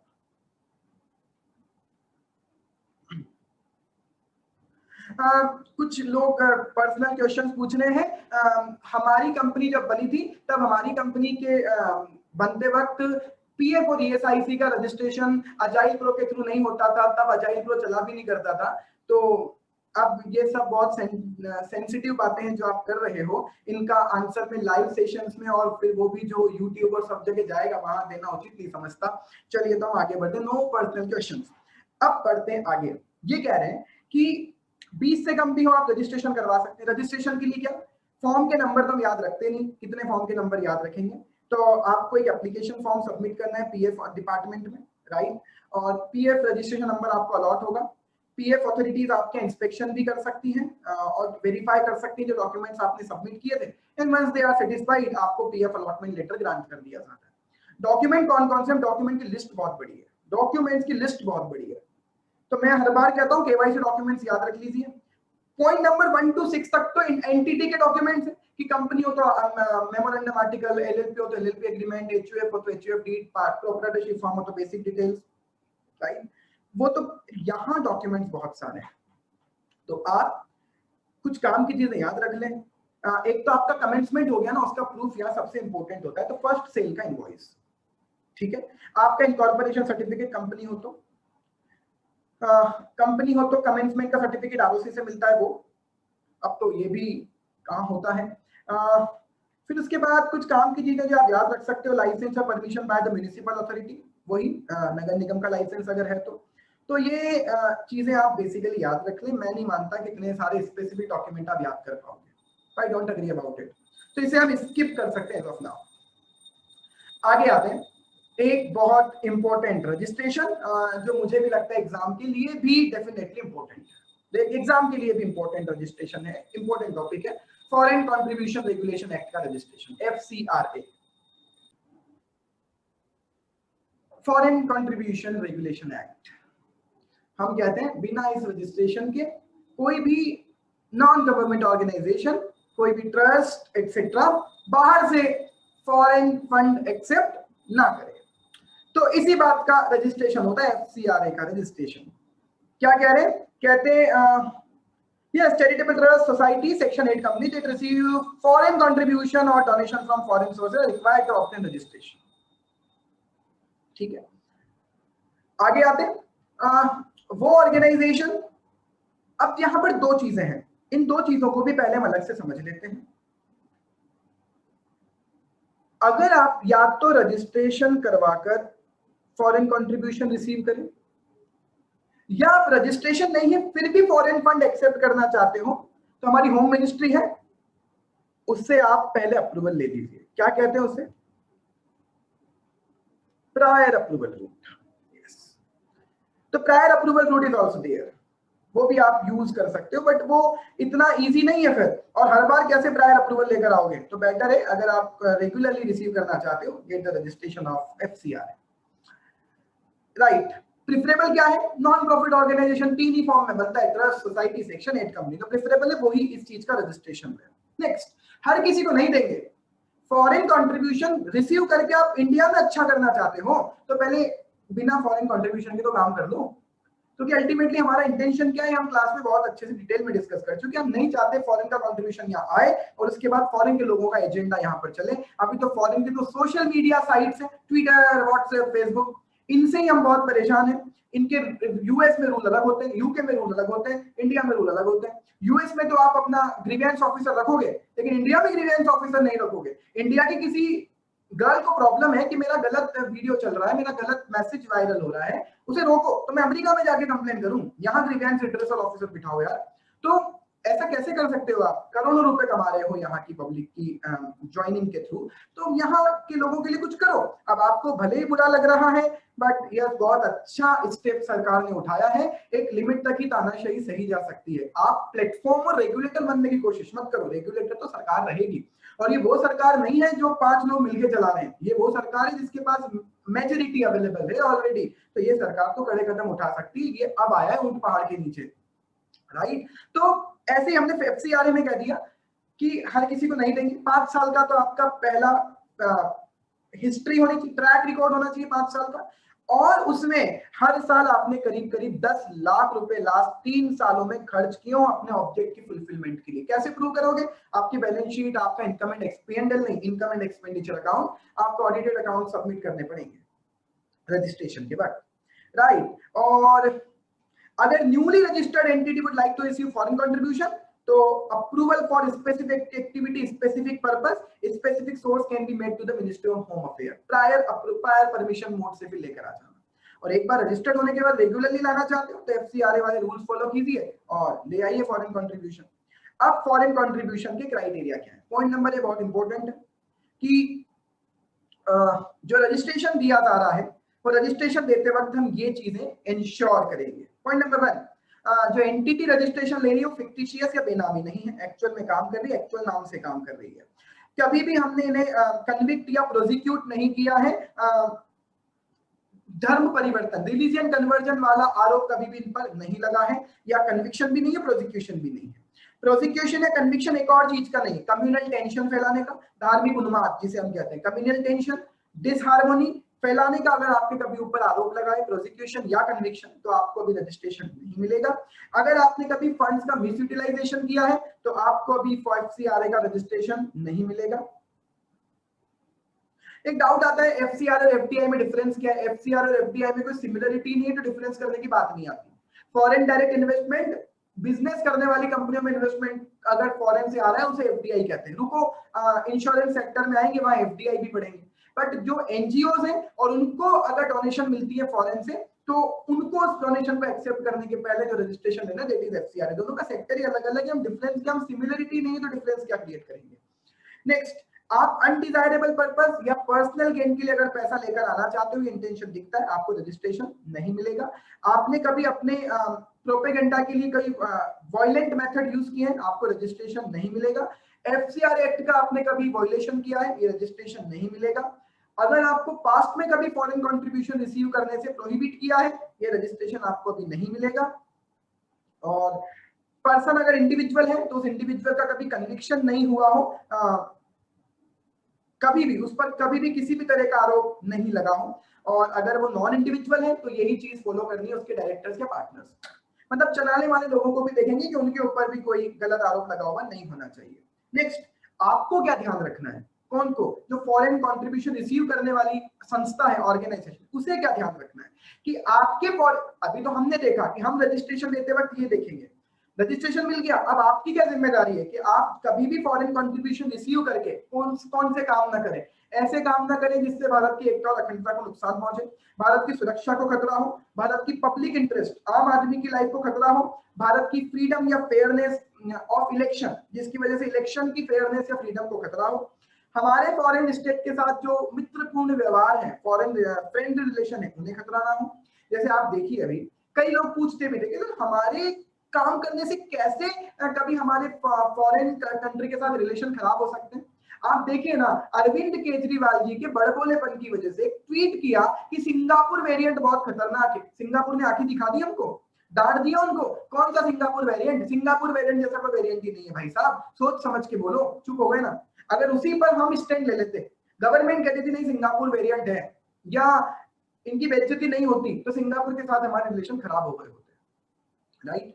तो friend relations with foreign state आपके कंट्रीब्यूशन रिसीव करने से खराब नहीं होने चाहिए हमारे। और हमारे देश में जो ये सामाजिक सौहार्द फैला हुआ है, जो अच्छे लोग हैं हमारे, हार्मोनी बनी हुई है हमारी, communal harmony, religious harmony, social linguistic regional groups में जो हार्मोनी है खराब नहीं होनी चाहिए आपके कंट्रीब्यूशन रिसीव होने से। एंड लास्ट, आपके फॉरेन कंट्रीब्यूशन रिसीव करने से वो काम मत करना जिससे ऑफेंस का इंसाइटमेंट हो, आप अपराध करने की तरफ जाए, या लोगों की फिजिकल सेफ्टी को एंडेंजरमेंट हो और उनके लोगों की सेफ्टी को खतरा हो जाए आपके कंट्रीब्यूशन रिसीव करने से, ऐसा कंट्रीब्यूशन आप रिसीव नहीं करेंगे। तो ये कॉमन क्वेश्चन है जो एग्जाम में आ सकते हैं। करना क्या होता है, नीति आयोग का दर्पण पोर्टल है, तो याद क्या रखना है, दर्पण पोर्टल ऑफ नीति आयोग, उसके पास आपको रजिस्ट्रेशन के लिए अप्लाई करना है दर्पण आईडी के थ्रू। आपके पास पहले दर्पण आईडी होनी चाहिए, उसके थ्रू आप ऑनलाइन अप्लाई कीजिए FC3 फॉर्म भर के। ठीक है, क्या क्या सबमिट करना है, आपका जो एसोसिएशन है, ट्रस्ट, सोसाइटी एटसेट्रा, उसका रजिस्ट्रेशन सर्टिफिकेट, आपका मेमोरेंडम एंड आर्टिकल की सेल्फ सर्टिफाइड कॉपी, आपकी पिछले 3 सालों की एक्टिविटी रिपोर्ट कि आपने पिछले 3 साल में क्या ऐसा अच्छा काम किया है, उनकी एक्टिविटी रिपोर्ट दीजिए। 3 साल के आपके audited financial statement that include balance sheet, asset liability, income and expenditure account, receipt and payment account, ये आपको सबमिट करने पड़ेंगे। FCRA का रजिस्ट्रेशन अगर आपको ग्रांट कर दिया गया 5 साल के लिए वैलिड होगा और उसके बाद रिन्यूअल करवाना है, अदरवाइज रजिस्ट्रेशन कैंसिल। रिन्यूअल के लिए 6 महीने पहले अप्लाई करना। पॉल्यूशन वाला मैटर ऑलरेडी पॉल्यूशन वाले चैप्टर में पढ़ते हैं, बकवास है यहाँ के लिए। नेक्स्ट इंपोर्टेंट टॉपिक है, अगेन 5 मार्क के लिए important topic, import export code. Short में क्या कहते हो इसे, शॉर्ट में कहते हो IEC।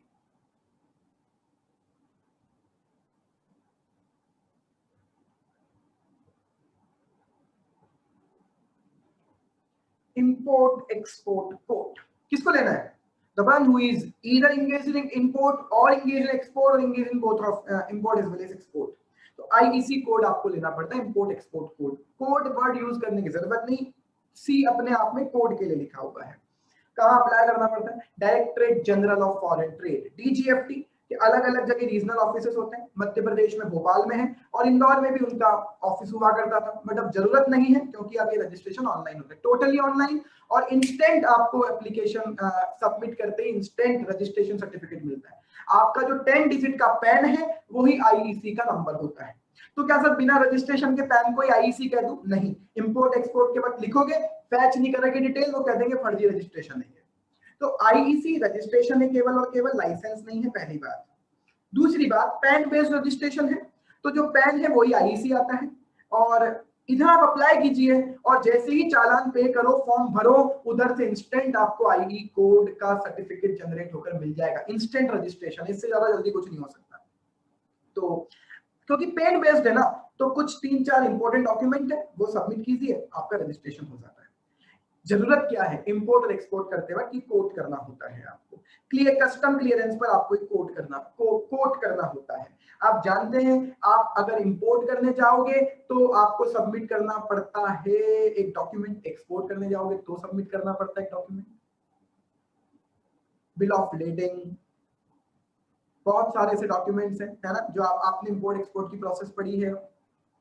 तो जब आप इंपोर्ट के लिए अप्लाई करते हो, एक्सपोर्ट के लिए अप्लाई करते हो अथॉरिटीज के पास, तो डेफिनेटली IE कोड तब आपको वहां काम आएगा। और एक्सपोर्टर को तो काम मैक्सिमम इसलिए आता है कि उसके थ्रू वो एक्सपोर्ट इंसेंटिव्स ले पाते हैं। तो एक्सपोर्ट इंसेंटिव्स जनरली DGFT के थ्रू ही प्रोसेस होते हैं, जो मैं प्रैक्टिकल लाइफ में देखता हूँ। तो वो DGFT के थ्रू अगर प्रोसेस हो रहा है, डेफिनेटली आपको IEC तो लेना पड़ेगा। ठीक, यस मैंडेटरी है क्या, यस। जैसे आपको भारत से बाहर जाने के लिए और अंदर आने के लिए पासपोर्ट चाहिए, वैसे ही यहाँ से बाहर और यहाँ से अंदर माल मंगवाने के लिए IEC चाहिए, right. DGFT ministry of commerce and industry का एक डिपार्टमेंट है, directorate general of foreign trade. 36 branches है, रीजनल ऑफिसेज है, भोपाल में भी इनका एक जुरिस्डिक्शन है, रीजनल ऑफिस। IEC रजिस्ट्रेशन के लिए आपको जोनल ऑफिस, रीजनल ऑफिस और DGFT अप्लाई करना पड़ता है, बट एक्चुअली ये ऑनलाइन ही अप्लाई करना है। तो ऑनलाइन आपको बस ड्रॉप डाउन लिस्ट में से सेलेक्ट करना होता है कि फॉर एग्जांपल आप इंदौर की कंपनी हो, तो आपका रीजनल ऑफिस कौन सा पड़ता है, तो आप सेलेक्ट करोगे भोपाल। ठीक है, नेक्स्ट किसको मिलता है, एक इंडिविजुअल को भी IEC मिल सकता है। Individual proprietorship firm, LLP, partnership firm, company, कोई भी जो इंपोर्ट एक्सपोर्ट करना है वो IEC ले सकता है। ठीक है, आपको सबसे पहले तो एक फॉर्म भरना पड़ता है ANF2A, आयात निर्यात फॉर्म, इंपोर्ट और एक्सपोर्ट को यही कहता है। तो आयात निर्यात फॉर्म ANF2A फॉर्म आपको भरना पड़ता है, आज की डेट में फॉर्म ऑनलाइन ही भरना पड़ता है। फिर क्या, आपको कुछ डॉक्यूमेंट सबमिट करने पड़ते हैं, जैसे कि फॉर एग्जांपल आप प्रोप्राइटर हो तो आपका पैन कार्ड और आपका आधार कार्ड, आपकी बैंकिंग की डिटेल्स। अगर आप कंपनी हो तो आपके डायरेक्टर्स की केवाईसी जाएगी, पार्टनरशिप फॉर्म है LLP है तो पार्टनर्स की केवाईसी अपलोड करनी पड़ती है, और एक बैंक का सर्टिफिकेट अपलोड करना पड़ता है, जो बैंक के थ्रू ये प्रूव करना पड़ता है कि हमारे इस बैंक में, इस ब्रांच में इस नंबर का करंट अकाउंट है, जो बैंक सर्टिफाई करके देती है। नहीं तो कैंसिल चेक लगा दीजिए, उसमें भी दिख जाता है कि आपका कौन सी बैंक में कौन से नंबर का कौन सा अकाउंट है। ठीक है, तो नेसेसरी डॉक्यूमेंट आपको अटैच करने होंगे और फिर आपको ये डॉक्यूमेंट सबमिट कर देने हैं DSC के थ्रू, डिजिटल सिग्नेचर के थ्रू। एप्लीकेशन सबमिट होते ही आपको सॉफ्ट कॉपी में IEC कोड जनरेट करके दे दिया जाता है, क्योंकि वो पैन ही वेरीफाई करते हैं सबसे पहले। डॉक्यूमेंट रिक्वायर्ड ऑलरेडी मैं कंप्लीट कर चुका। IEC रजिस्ट्रेशन के फीचर्स, बहुत अच्छा रजिस्ट्रेशन है IEC, कोई रेगुलर कंप्लायंस नहीं, कोई एनुअल कंप्लायंस नहीं। ठीक है, तो एक तो आपको इसके थ्रू इंटरनेशनल एक्सपोजर मिलता है। क्यों कंपलसरी करती है गवर्नमेंट? ताकि गवर्नमेंट के पास डेटाबेस रहे कि किन किन लोग इंपोर्ट एक्सपोर्ट में इन्वॉल्व है और किस किस चीज का इंपोर्ट एक्सपोर्ट कर रहे हैं। ठीक है, इंटरनेशनल एक्सपोजर इसके वजह से मिल पाएगा। गवर्नमेंट जितने भी एक्सपोर्ट के इंसेंटिव्स देती है उनके लिए आपको सबसे पहले IEC रिक्वायर्ड होगा। IEC लाइफ टाइम रजिस्ट्रेशन है, कोई रिन्यूअल नहीं, कोई एनुअल कंप्लायंस नहीं, और इवन एक प्रोप्राइटर इंडिविजुअल पर्सन को भी IEC मिल सकता है। तो ये इंपॉर्टेंट टॉपिक है 5 मार्क्स के लिए। एक और आगे आते हैं, next registration is drug licence. Drug licence, drugs बेचने का लाइसेंस नहीं यार, दवाई बेचने का लाइसेंस। एलोपैथी आयुर्वेदिक, कौन सी दवाई बेचने का लाइसेंस है ये?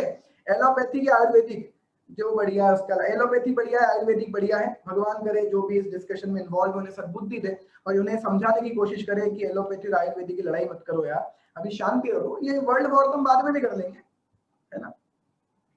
तो ये वर्ल्ड वॉर तो हम बाद में ही कर सकते हैं ना। अभी मेरे कुछ फ्रेंड्स की लड़ाई देख रहा था फेसबुक पर। मेरे फ्रेंड ने पोस्ट डाला जहां वो आयुर्वेदिक को सपोर्ट कर रहा था और एलोपैथी को क्रिटिसाइज कर रहा था। तो मेरे एक और दूसरे फ्रेंड ने उसकी पोस्ट पर कमेंट कर दिया कि भाई मेरे एक फ्रेंड की मदर को कोरोना हो रखा है, तो अब तू बता दे कि आयुर्वेदिक हॉस्पिटल में एडमिट करूं या एलोपैथिक वाले हॉस्पिटल में एडमिट करूं।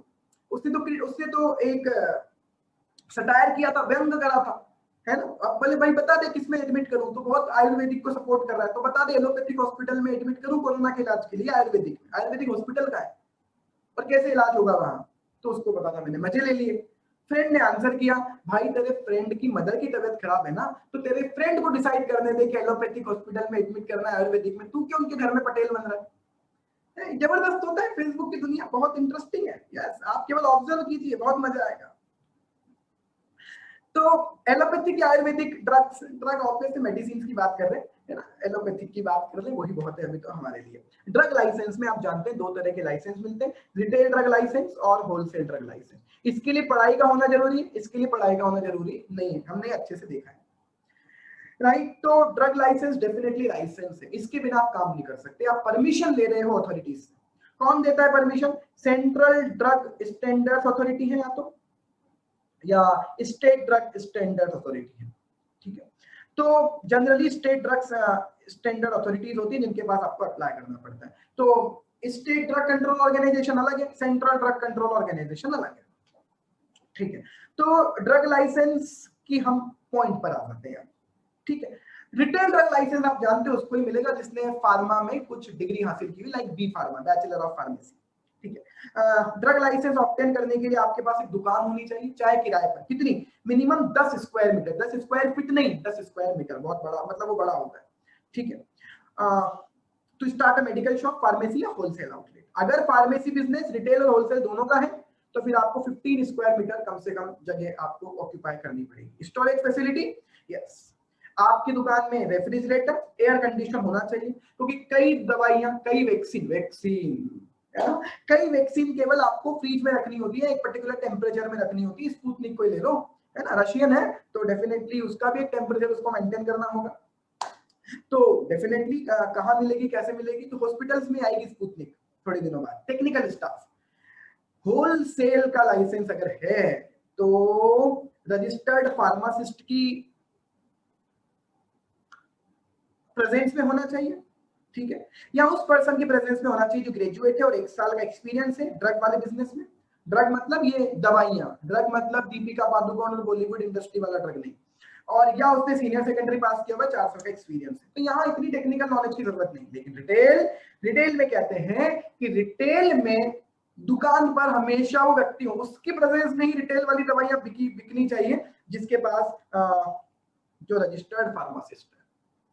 ठीक है, तो ये तय है कि होलसेल ड्रग लाइसेंस के लिए हमें फार्मा की डिग्री की रिक्वायरमेंट नहीं होती, लेकिन रिटेल ड्रग लाइसेंस के लिए होती है। यस, ये देखिए, ये लिख रहा है, उसमें लिखा था retail drug licence is only issued to person who possess a degree or diploma, but the above condition are relaxed in case of wholesale drug license। चलिए, डॉक्यूमेंट्स वही बेसिक डॉक्यूमेंट्स हैं आपकी केवाईसी। और काम के डॉक्यूमेंट कौन कौन से? एक तो जो फीस है ड्रग लाइसेंस उसका चालान, ये प्रीमाइस का क्ली प्लान, साइट प्लान, जब से जगह बता पाओगे कहाँ कहाँ कैसे कैसे क्या रखोगे वो बता पाओगे। Basis of position of premise, ये प्रीमाइस आपका है, बोले हाँ रजिस्ट्री दे दो, रजिस्ट्री की कॉपी। किराए पे लिया, रेंट एग्रीमेंट दे दो। किराया अगर खुद की है तो प्रूफ ऑफ ऑनरशिप दे दो, अदरवाइज रेंटेड है तो रेंट एग्रीमेंट दे दो। कॉन्स्टिट्यूशन के डॉक्यूमेंट देने, वही कंपनी अगर ड्रग लाइसेंस लेना चाहती है तो कंपनी के डॉक्यूमेंट्स, इंडिविजुअल लेना चाहता है उसके खुद के डॉक्यूमेंट। एविडेंस, सॉरी एफिडेविट, इस बात का कि मैं कभी भी कन्विक्ट नहीं हुआ इस एक्ट में, मैंने कोई गलत काम नहीं किया इस एक्ट में पहले कभी। ठीक है, और एफिडेविट ऑफ रजिस्टर्ड फार्मासिस्ट और competent person working full time, जिस पर्सन के नाम से लाइसेंस ले रहे हो उसका एफिडेविट कि ये मैं ही हूँ, मैं ही ये काम करूंगा, आप निश्चिंत रहिए। और appointment letter of registered pharmacist employed person. Yes, अगर आप किसी फार्मासिस्ट को अपने एम्प्लॉय करके और फिर उसके थ्रू लाइसेंस ले रहे हो तो उसका एम्प्लॉयमेंट एग्रीमेंट आपको देना होता है। चलिए जी, नेक्स्ट टॉपिक पर आते हैं। Food safety and standard authority of India ने कहा एफएसएसआई कहता है भाई साहब सुनो, हम तो फूड सेफ्टी के लिए दोनों काम करेंगे, छोटे लोगों को देंगे रजिस्ट्रेशन और बड़े लोगों को कहेंगे लाइसेंस। बड़े लोगों में भी दो हैं, बहुत बड़े अगर हैं तो लाइसेंस सेंट्रल अथॉरिटी देगी, और बहुत बड़े नहीं है मीडियम साइज के हैं तो लाइसेंस कौन देगा? State authority. तो एफएसएसआई में सबसे पहले तो आपको ये काम याद रखना है कि पेटी फूड ऑपरेटर्स, छोटे लोग रजिस्ट्रेशन, इनके पेटी फूड के अलावा जो भी है उन्हें लाइसेंस में भी डिपेंड करता है। एक लिमिट से ज्यादा है तो सेंट्रल अथॉरिटी देगी, उस लिमिट के विदिन है तो स्टेट अथॉरिटी विल सफाइस। चलिए, तो FSSI food safety standard authority का एक शॉर्ट फॉर्म है। एफएसएसआई ऑनलाइन अप्लाई कर सकते हो, आप ऑफलाइन मोड में भी अप्लाई कर सकते हो।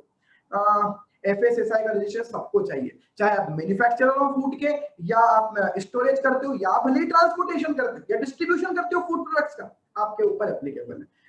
रजिस्ट्रेशन होगा, लाइसेंस डिपेंड करता है साइज क्या है। तो सबसे बड़ा इंपैक्ट है, सबसे बड़ा इंपॉर्टेंट एस्पेक्ट है पेटी फूड ऑपरेटर किसे कहते हैं, क्योंकि इन्हें केवल क्या चाहिए? रजिस्ट्रेशन। किस किस को कहते हैं?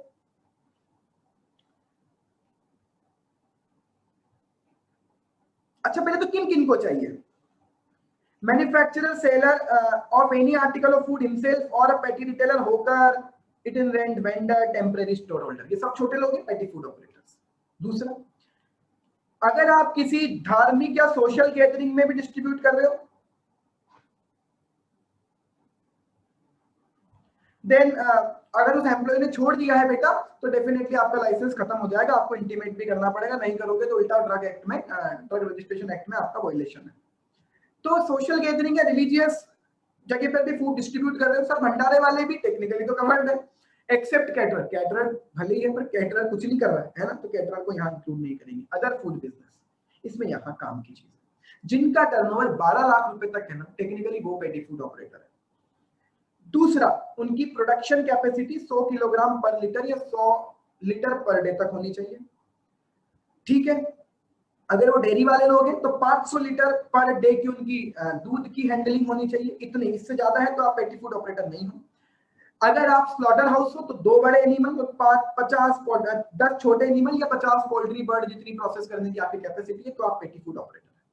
पेटी फूड ऑपरेटर का ज्यादा लफड़ा नहीं है, आपको केवल रजिस्ट्रेशन लेना है, ऑनलाइन फॉर्म सबमिट कर सकते हो, ऑफलाइन भी कर सकते हो। ठीक है, आगे एफएसएसआई लाइसेंस, ये भैया कहते हैं कि 12 लाख रुपए से ज्यादा अगर आपका टर्नओवर है और 20 करोड़ रुपए तक है तो आपको लेना होगा FSSAI licence from state authority, और अगर आपका टर्नओवर 20 करोड़ से भी ज्यादा है आपको एफएसएसआई लाइसेंस लेना पड़ेगा थ्रू सेंट्रल अथॉरिटी। और depending on the turnover and the licence and registration आपकी फीस अलग अलग डेफिनेटली होंगी। एफएसएसआई लाइसेंस 5 साल के लिए मिलता है, 1 साल के लिए भी मिलता है। आप बता दीजिए कितने साल के लिए लेना है। जैसे जैसे ईयर बढ़ाओगे आपकी फीस इंक्रीज होती जाएगी। लेट्स इट, इन्होंने अलग अलग लोगों के लिए अलग अलग डॉक्यूमेंट दिए हुए हैं, आप तो बेसिक डॉक्यूमेंट लिख दो, वो सफिशिएंट है। हम इतना याद करना भी नहीं चाहते और इतना टाइम वेस्ट भी नहीं करना चाहते। पूरे चैप्टर में से हार्डली 3 क्वेश्चन आएंगे तो इसमें से एक आ जाएगा, उसके लिए इतनी सारी बकवास, no need to read it out. Technically बिल्कुल बोल रहा हूँ, छोड़ दो इसको। आगे आ जाते हैं ट्रेडमार्क, कॉपीराइट, पेटेंट। तो इनको तो हम तभी पढ़ेंगे जब हम कॉपीराइट, पेटेंट और ट्रेडमार्क वाला एक्ट पढ़ेंगे, तो we will discuss it later. Copyright, patent, trademark और डिजाइन का टॉपिक हम उसी दिन साथ में डिस्कस करेंगे, जिस दिन हम जब हम डिस्कस करेंगे इंटेलेक्चुअल प्रॉपर्टी राइट वाला मैटर। नाउ आगे आते हैं। अब हम बात करते हैं आरबीआई वाला टॉपिक हमें पढ़ना ही नहीं। क्यों नहीं पढ़ना? अब आप जबरन में इस चैप्टर को बड़ा मानते हो ना, कितनी चीजें तो छोड़नी है। आरबीआई वाला टॉपिक क्यों नहीं पढ़ना? क्योंकि ऑलरेडी आप फाइनेंशियल सर्विस ऑर्गेनाइजेशंस में आरबीआई, एनपीएससी के रजिस्ट्रेशन के बारे में सब कुछ पढ़ चुके हो, तो यहाँ रिपीट मोड नहीं हमें जाना है, रिपीट मोड में जाना ही नहीं अपने। ठीक, अब हम आते हैं आगे। Next topic is IRDAI, insurance regulatory and development authority of India. 1999 में आया, उसके पहले इंश्योरेंस यस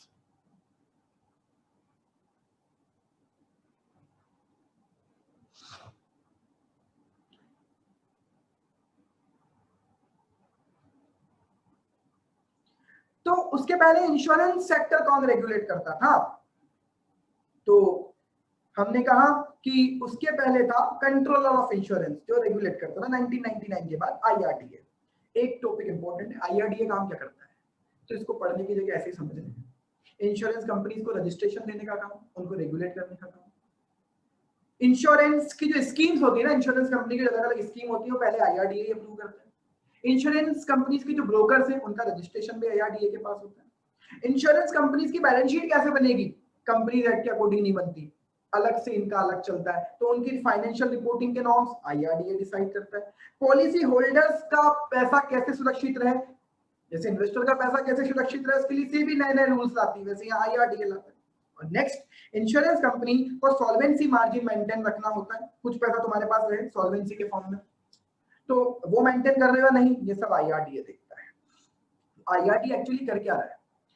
एक तो इंश्योरेंस कंपनी को लाइसेंस देने का काम, उनके इंश्योरेंस प्रोडक्ट को अप्रूव करने का काम, इंश्योरेंस इंटरमीडियरीज को अपॉइंट का रजिस्ट्रेशन देने का काम, इंश्योरेंस प्रीमियम को रेगुलेट करने का काम, इंश्योरेंस कंपनीज के अकाउंटिंग और ऑडिट के नॉर्म्स डिसाइड करने का काम, ये सब IRDA कर रहा है, राइट।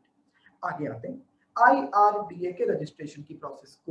कोई भी कंपनी या इंश्योरेंस ब्रोकर का रजिस्ट्रेशन नहीं सिखा रहे, इंश्योरेंस कंपनी के रजिस्ट्रेशन की बात कर रहे हैं। तो इंडिया में कोई भी इंश्योरेंस कंपनी, चाहे लाइफ इंश्योरेंस हो या जनरल इंश्योरेंस हो, नहीं कर सकती जब तक IRDA का रजिस्ट्रेशन उनके पास नहीं। इवन IRDA बनने के पहले भी जो लोग थे उनसे कहा गया 3 महीने में IRDA का रजिस्ट्रेशन ले लेना। डॉक्यूमेंट कौन कौन से सबमिट करने? IRDA में 2 डॉक्यूमेंट सबमिट करने हैं, 2 फॉर्म है, R1 एंड R2। अभी कुछ चीजें चेंज भी हुई है, IRDA एक्ट जब अमेंड हुआ तब नया अमेंडमेंट एक्ट आया, तो अब डॉक्यूमेंट 2 है, रजिस्ट्रेशन फॉर्म 2 है, R1 and R2। R1 submit करने के बाद अगर वो कुछ आपसे और क्लेरिफिकेशन या डॉक्यूमेंट चाहते हैं तो R2 सबमिट करना पड़ेगा, मींस आपकी प्रोसेस आगे बढ़ चुकी है, अदरवाइज R1 में निपटा देंगे आप। R1 क्या क्या सबमिट करोगे? वही आपकी basic KYC documents, memorandum article of the company, directors के नेम, एड्रेस, ऑक्यूपेशन, कौन सी क्लास का बिजनेस आप करोगे उसका स्टेटमेंट, और पैसा कहां से लाओगे, how will you contribute in your share capital, वो आपको R1 में बताना होता है, ठीक है। अगर अथॉरिटी आपकी इनसे सेटिस्फाइड है तो अथॉरिटी आपसे एडिशनल डॉक्यूमेंट मांगेगी R2 के थ्रू, ठीक है। R2 में जाने के पहले हमें पॉइंट नंबर 1 बहुत अच्छे से समझना होगा कि हर इंश्योरेंस कंपनी को एक पर्टिकुलर परसेंट का पैसा कैश में या अप्रूव्ड सिक्योरिटी में रखना होता है। एक तरह से इसको मार्जिन मान सकते हैं, सॉल्वेंसी के लिए जो रखना है, अपनी लिक्विडिटी के लिए एक्चुअली जो रखना है। कितना? लाइफ इंश्योरेंस बिजनेस के केस में आपकी ग्रॉस प्रीमियम का 1% या 10 करोड़ रुपए, विचएवर इज ये कहते हैं विचएवर इज हायर या लोअर, पहले तो हमें ये भी समझना है तो कह रहे in case of life insurance business some equivalent to 1% of total gross premium और 10 करोड़ रुपए। बट ढंग से देखो उसी लाइन में लिखा हुआ रहता है क्या, लेस क्या हायर कुछ नहीं लिखा, क्योंकि मैं इसलिए यहाँ टोकता हूँ बार बार, कई बच्चे मुझसे पूछते हैं यार लेस और हायर तो लिखा ही नहीं। बेटा आपने लाइन ढंग से नहीं पढ़ी। अगर आप लाइन ढंग से पढ़ते हैं तो देखिए लाइन में क्या लिखा, not exceeding rupees 10 crore means maximum 10 crore means 1% of the premium or 10 crore whichever is lower। ठीक, अगर ये जनरल इंश्योरेंस है तो 3% और 10 crore whichever is lower।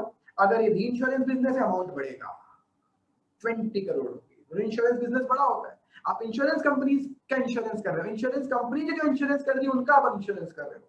Next marine business है 1 लाख रुपए और आपने ये पैसा जमा करवा दिया किसी बैंक में, उसका आरबीआई से सर्टिफिकेट लेकर आपको देना होगा। नेक्स्ट अब और क्या क्या चीजें होंगी, यस ये आप अब देख लीजिए। अब आप ना पूरी डिटेल अपना बिजनेस बताइए। आपने जो नए अपनी पॉलिसीज बनाई होंगी ना, कुछ तो सोचा होगा बिजनेस करने के लिए, तो उन पॉलिसीज की पूरी डिटेल दीजिए। जो आपके प्रोस्पेक्टस है पॉलिसीज के बारे में उनको जमा करवाइए। क्या रेट रखोगे पॉलिसीज की, क्या टर्म्स एंड कंडीशन रखोगे, जमा करवाइए। ठीक है, एक्चुअली ज्यादा कम प्रीमियम चार्ज करोगे तो भी मर जाओगे। अभी तो बिजनेस चल जाएगा लेकिन कंपनी सर्वाइव नहीं कर पाएगी और बंद हो गई तो अल्टीमेटली नुकसान फिर उनका ही इंश्योर्ड लोगों का। तो इसलिए कहते हैं कि एक्चुअल से आपको एक सर्टिफिकेट लाकर देना होता है कि क्या ये जो रेट रख रहे हैं ये वर्केबल है, क्या इस रेट से कंपनी कमा पाएगी। एक्चुअल क्या देखता है, स्टैटिस्टिक्स का एक्सपर्ट है, देखता है यार इतना इंश्योरेंस की प्रीमियम इन लोगों को पास मिलेंगी, प्रोबेबिलिटी लगाकर कोशिश करता है जानने की कितने लोगों के क्लेम आएंगे, तो ऐसा ना हो क्लेम से कम आपकी रिसिप्ट हो जाए, तो वो देखता है वर्केबल है क्या रेट्स। नेक्स्ट अगर मरीन एक्सीडेंट इंश्योरेंस बिजनेस है, इन case of marine accident mistake in insurance business, तो आपको available form prospectus statement submit करने। मैं कहता हूं इस पॉइंट को छोड़ दो, हर जगह आपको लिख दो आपको जो प्रोस्पेक्टस है अपनी पॉलिसीज है उनके बारे में डिटेल आपको R2 के साथ सबमिट करनी पड़ेगी। इंश्योरेंस बिजनेस के लिए अप्लाई कर रहे हो कौन सा, भाई लाइफ इंश्योरेंस 50,000 रुपए, मरीन इंश्योरेंस भी करूंगा, मोटर इंश्योरेंस भी करूंगा 1 लाख रुपए, अलग अलग बिजनेस के लिए 50,000 रुपए ईच बिजनेस की आपको चालान जमा करवाना होगा। अगर आपके कोई फॉरेन पार्टनर है वो भी पैसा लगा रहे हैं, वो एफडीआई में काउंट होगा, अभी एफडीआई पर भी पहुंचते हैं तो उनके साथ आपके जो एमओयू हुए हैं वो जमा करवाओ। ठीक है, अगर वो सेटिस्फाइड है तो आपको रजिस्ट्रेशन ग्रांट कर देंगे, सब चीजें हैं। यहाँ हम बच्चा ना डिटेल में, हम अब आगे आते हैं। IRDA का जब अमेंडमेंट आया 2015 में तो कुछ चेंजेस आए और वो चेंजेस काफी इंटरेस्टिंग है। पहले क्या होता था, IRDA के डिसीजन के खिलाफ अपील कहाँ करें, तो अब कह दिया है सेट के पास बहुत ज्यादा काम नहीं है, सबको लगता है, तो कहते हैं IRDA के डिसीजन के खिलाफ अगर किसी इंश्योरेंस कंपनी या किसी को भी अपील करनी है तो अब सेट में अपील कर सकते हैं। मतलब सेट अब 2 लोगों के लिए हो गई, अभी हम जितना जानते हैं सेबी के ऑर्डर के अगेंस्ट तो IRDA के ऑर्डर के अगेंस्ट। नेक्स्ट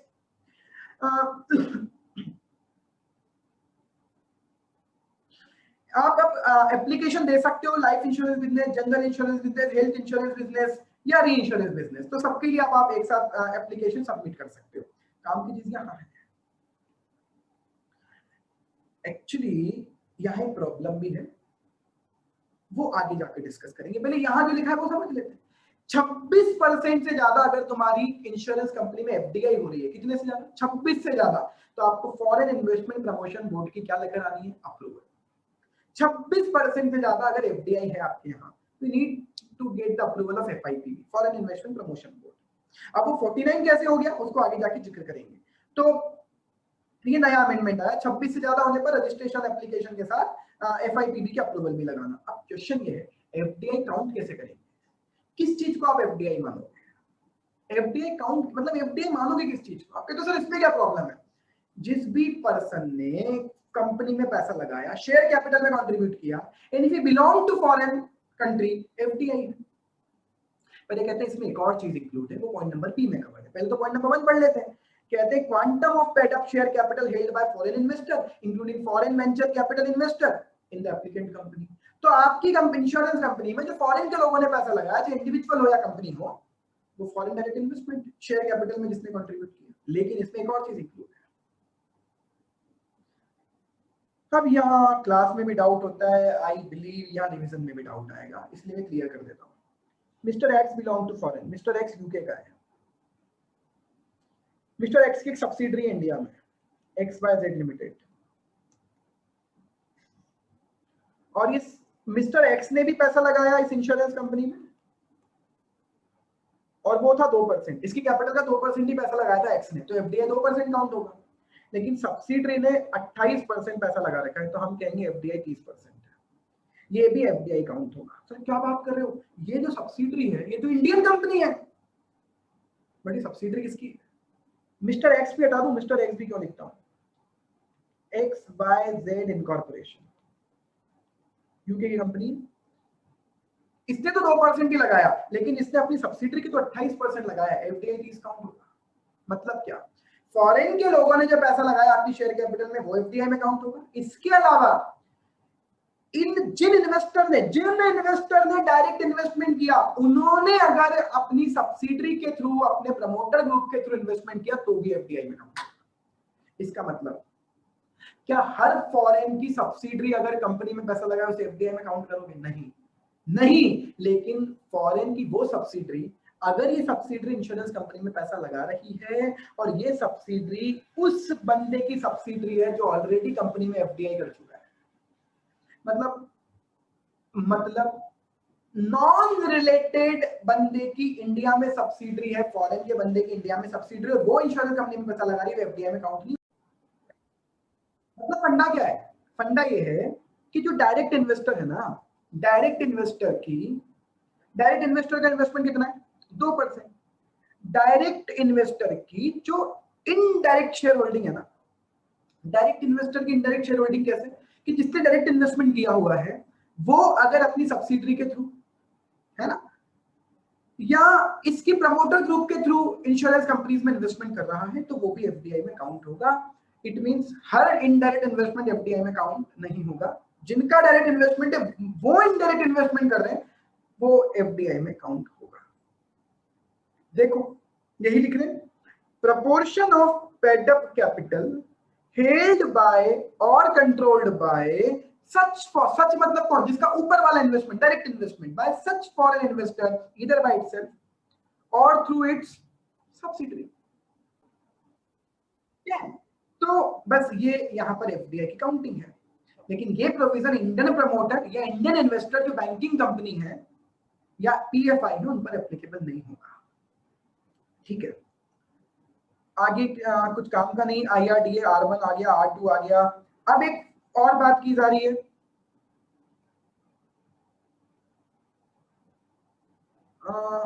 ये वही कि इंडस्ट्री ने इसको वेलकम किया कि डायरेक्ट एफडीआई ही काउंट करो और डायरेक्ट वालों का जो इनडायरेक्ट है वो एफडीआई में काउंट करो, जो टोटली इनडायरेक्ट है उसको एफडीआई में काउंट ना किया जाए। ठीक है, ये काम की बात है, पर इस पर मैं आना चाहता हूँ। कहते 26% से ज्यादा एफडीआई है तो आप एफआईपीबी की अप्रूवल लेकर आओ, पर एक रूल और है, इस नोटिफिकेशन के बाद एक चीज और आई, क्या? एफडीआई पॉलिसी रिवाइज की गई 2015 में। इस नोटिफिकेशन के बाद रिवीजन हुआ एफडीआई पॉलिसी। मतलब एफडीआई पॉलिसी क्या कहती है कि 49% तक ऑटोमेटिक रूट में कवर होगा, पर आप जानते हो अगर ऑटोमेटिक रूट है तो अप्रूवल कैसे लाएंगे? तो यही एक्सपेक्टेशंस है कि वो 49 ही काउंट किया जाए। इस मींस आपको आज की डेट में अगर 26 लिखना भी हो तो लिखिए कि उसके बाद एफडीआई पॉलिसी रिवाइज हुई एंड अकॉर्डिंग टू दैट अगर हम इंटरप्रिटेशन निकालें तो 49 से ज्यादा एफडीआई होने पर ही एफआईपीबी के अप्रूवल रिक्वायर्ड है। रजिस्ट्रेशन का रिमूवल, सस्पेंशन, कैंसिलेशन कॉमन चीजें हैं, आप जानते हो। टेलीकॉम पर आ जाते हैं, काम की चीज है, जैसे IRDA इंश्योरेंस सेक्टर के लिए, try telecom regulatory authority of India telecom sector के लिए, टेलीकॉम सेक्टर को रेगुलेट करता है, टेलीकॉम सेक्टर में नए नए जो रूल्स रेगुलेशंस लेकर आता है, टेलीकॉम सेक्टर्स में जो टेलीकॉम सेक्टर की मनमानी है उनको दूर करने की कोशिश करता है और टेलीकॉम सेक्टर के जो सब्सक्राइबर है उनके बेनिफिट में काम करता है। ये ट्राई का बेसिक रूल है, बेसिक रोल है। और ट्राई इसको फंक्शन हम जानते हैं, हम तो जो एक काम का क्वेश्चन यहाँ से आ सकता है डायरेक्टली उस पर है, इंपॉर्टेंट है और काम का यही है इस टॉपिक में, OSP registration, other service provider.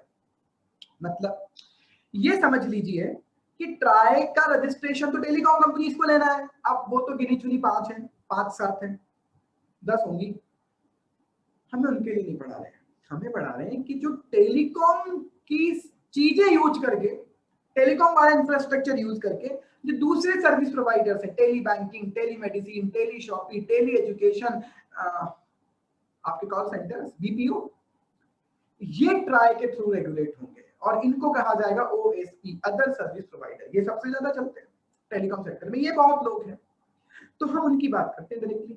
Other service provider का एग्जांपल सारे नाम लिखे हुए हैं, जो जो एक्चुअली कौन लोग हैं ये जो क्या करते हैं, यूजिंग टेलीकॉम रिसोर्सेज, जो अपने अपना एक्चुअल बिजनेस टेलीकॉम रिसोर्सेज के बिना इनका हो ही नहीं सकता, ये लोग हैं अदर सर्विस प्रोवाइडर। ठीक है, ओएसपी रजिस्ट्रेशन कहां से लेना होता है, डिपार्टमेंट ऑफ टेलीकम्युनिकेशन, डॉट से। ओवरव्यू यहाँ आते हैं ओएसपी रजिस्ट्रेशन की एप्लीकेबिलिटी, तो वो तो क्लियर है। और यहाँ भी केवल यही पढ़ना है, तो टेलीकॉम फैसिलिटीज को यूज कर रहे हैं, ये स्विफ्ट टेलीफोनी और ये आप ना पढ़े चलेगा, इतना टेक्निकल हमें नहीं आता, इंजीनियर्स नहीं है, चलेगा। तो फिर कहाँ पर जाएं, क्या पढ़ें, काम की चीज तो ये है ना, ओएसपी रजिस्ट्रेशन मिलता कैसे है। तो पहले तो ये तय कर लें, ओएसपी रजिस्ट्रेशन पहली बात तो telecom, tele banking, telemedicine, tele shopping है ना, और ये call centre etcetera without OSP registration नहीं चला सकते हो। It is compulsory to have a registration of OSP from DoT of try.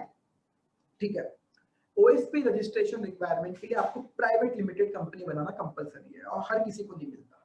तो इट मींस अगर आपको आज के डेट में बीपीओ चलाना है, कॉल सेंटर चलाना है, तो प्राइवेट लिमिटेड कंपनी बनानी पड़ेगी। तो प्राइवेट लिमिटेड कंपनी बनाओ, आपका मेमोरेंडम आर्टिकल रिक्वायर्ड होंगे सबमिट करने, board resolution, power of attorney कि ये बंदा हमारे भी आप पर साइन करेगा रजिस्ट्रेशन के लिए, आपका बिजनेस का नाम, कौन सी एक्टिविटी करोगे बिजनेस के थ्रू, डायरेक्टर्स की लिस्ट, शेयर होल्डिंग की डिटेल, ये डॉक्यूमेंट्स आपको देने रजिस्ट्रेशन के लिए। रजिस्ट्रेशन आप सबमिट कीजिए, रजिस्ट्रेशन वैलिड है 20 ईयर्स के लिए, तो 1 साल 20 साल के रजिस्ट्रेशन मिलेगा और हर साल ओएसपी रजिस्टर्ड लोगों को एनुअल रिटर्न भरना है, जहां आपको अपनी एक्टिविटीज बतानी है। ठीक है, तो एक्टिविटीज और आज का प्रेजेंट स्टेटस। ठीक है, फाइनेंशियल ईयर खत्म होने से 6 महीने में, ये एक बड़ा कंप्लायंस है। ठीक है, बस ये काम का क्वेश्चन आ सकता है एग्जाम में। आगे आते हैं आई एंड बी, यहाँ बहुत ज्यादा नहीं पढ़ाया, यहाँ केवल आई एंड बी के रोल ही बताते गए। इंफॉर्मेशन इन ब्रॉडकास्ट, तो जो मास मीडिया को रेगुलेट कर रही है, न्यूज़पेपर, टेलीविजन, रेडियो है ना, प्रिंट और इलेक्ट्रॉनिक दोनों मीडिया को जो रेगुलेट कर रही है, एडवर्टीजमेंट को जो रेगुलेट कर रही है, I&B ministry, ministry of information and broadcast. तो मिनिस्ट्री के पहले तो काम क्या क्या है, तो ये बहुत अच्छी लिस्ट है जो मेरे पढ़ाने लायक नहीं है, वापस से स्टिल में कुछ काम की चीजें मैं टिक करवाता हूँ, वो वापस बता देता हूँ। ऑल इंडिया रेडियो और दूरदर्शन को ये रेगुलेट करते हैं। ब्रॉडकास्टिंग और टेलीविजन इंडस्ट्री को डेवलप करने का इनका काम है। फिल्म्स की इंपोर्ट और एक्सपोर्ट को ये देखते हैं, है ना, फिल्म्स के सर्टिफिकेशंस को ये देखते हैं, फिल्म फेस्टिवल ऑर्गेनाइज करवाते हैं, है ना। एडवर्टीजमेंट का डायरेक्टरेट है, जिसको आप डीएवीपी कहते हो, directorate of advertisement and visual publicity, वो इन्हीं के कंट्रोल में, आईएनबी का ही ये सब पार्ट्स हैं। ठीक है, इसके अलावा गवर्नमेंट ऑफ इंडिया की जो प्रेस रिलेशंस हैं उनको हैंडलिंग करते हैं, like gazette. Next, Prasar Bharati को यही रेगुलेट करते हैं। न्यूज़पेपर्स के लिए जो एक्ट है वो यही रेगुलेट करते हैं। न्यूज़पेपर के लिए कौन सा एक्ट होता है, press and registration of books act, है ना। इंफॉर्मेशन इन मास मीडिया में इंटरनेशनल कॉपरेशन का काम यही करते हैं। आईएनबी कौन कौन से एक्ट के थ्रू, मतलब कौन कौन से एक्ट के थ्रू अपनी चीजें चलाता है, वो सारे एक्ट के नाम लिखे हुए हैं। काम की चीज ये है कि ब्रॉडकास्टिंग में क्या क्या रेगुलेट करते हैं। ब्रॉडकास्टिंग में काम की चीजें, पहला Prasar Bharati, then Doordarshan, then Akashvani. TV channels की अपलिंकिंग और डाउनलिंकिंग का काम, है ना। प्राइवेट टीवी चैनल्स के कंटेंट रेगुलेशन का काम। नीचे हम देखते हैं पट्टी चलती है प्राइवेट न्यूज चैनल्स में कि अगर आपको न्यूज चैनल्स, टीवी चैनल्स, मतलब सॉरी न्यूज चैनल से टीवी चैनल चलती है कि अगर आपको हमारे हमारे टीवी चैनल में दिखा के किसी भी कंटेंट से आपत्ति है तो आप इनको इंटीमेट कर सकते हैं। डीटीएच कंट्रोल यही करते हैं। तो इंटरनेट प्रोटोकॉल हमारा है आईपीटीवी, उसे ये रेगुलेट करते हैं। इसके अलावा और क्या क्या चीज, डीएवीपी ऑलरेडी हो चुका। फिर क्या, ये जो आरएनआई जो न्यूज़पेपर्स का रेगुलेटर है, एक्ट तो press and registration of books act है, जो रेगुलेटर है, office of registrar of newspaper, उनको ये रेगुलेट करते हैं। प्रेस काउंसिल इन्हीं के कंट्रोल में। फिल्म्स के केस में क्या क्या रेगुलेट करते हैं, फिल्म फेस्टिवल, जो सर्टिफिकेशन बोर्ड है हमारा, सेंसर बोर्ड, तो directorate of film festival. Film division, जो एक्टिंग स्कूल चलते हैं हमारे देश में, ड्रामा स्कूल चलते हैं, चिल्ड्रन फिल्म सोसाइटी, ये सब आईएनबी के अंडर में काम करता है। तो यहाँ मुझे नहीं समझ में आया कि ना आईएनबी क्यों पढ़ाया, या तो आप बताते कि न्यूज़पेपर का रजिस्ट्रेशन कैसे होता है, न्यूज चैनल का रजिस्ट्रेशन कैसे होता है, टीवी चैनल का रजिस्ट्रेशन आईएनबी के पास कैसे होता है। ये वाला आईएनबी की महानता का गान करके यहाँ से आगे बढ़ गए। इसलिए टेक्निकल बहुत ज्यादा नहीं है, केवल आईएनबी के बारे में एक शॉर्ट नोट आ सकता है, विकिपीडिया बनाना चाहते हैं हमको रिगार्डिंग टू आईएनबी। आगे आते हैं, इंडस्ट्रियल लाइसेंस बहुत ही इंपॉर्टेंट और बहुत ही काम का। सरकार ने जब लिबरलाइजेशन किया, प्राइवेटाइजेशन भी किया, उस वक्त सरकार का एक इंटेंशन था कि हम लाइसेंस राज को खत्म करना चाहते हैं और लोगों को लिबरलाइज भी रखना चाहते हैं, हमारी इंडस्ट्रीज को प्राइवेटाइज भी करना चाहते हैं। करो ये सब काम, सब करो। लेकिन फिर भी आज की डेट में 3 जगह आपको लाइसेंस लेने की दरकार है। पहली चीज, कुछ जगह कंपलसरी लाइसेंसिंग है, वो प्रोडक्ट ही ऐसे, हजार्डस केमिकल बनाना है ना, पटाखे बनाना, एरोस्पेस से रिलेटेड चीजें बनाना, गवर्नमेंट को अपने पास ही रखना चाहती है या लाइसेंस देकर बनवाना चाहती है, कंपलसरी है कुछ जगह। दूसरी जगह, रिजर्व्ड आइटम को बना रहे हो। रिजर्व आइटम किसके लिए, आप ही तो पढ़कर आए थोड़ी देर पहले, रिजर्व आइटम किसके लिए रखे आपने, रिजर्व आइटम रखे हैं एमएसएमई के लिए। और वो प्रोडक्ट अगर लार्ज स्केल इंडस्ट्री बनाना चाहती है, लार्ज एंटिटी बनाना चाहती है एमएसएमई के अलावा, डेफिनेटली लाइसेंस लेना होगा। और तीसरा, लोकेशनल रिस्ट्रिक्शन। किसी अच्छी सिटी के आसपास अगर फैक्ट्री खोलनी है, लाइसेंस लेना पड़ेगा, बिना उसके नहीं खोल सकते, लोगों की लाइफ का सवाल है, पॉल्यूशन का इंपैक्ट है। तो ये 3 चीजें हैं, ये 3 लाइसेंसिंग हमको पढ़नी है, ठीक है।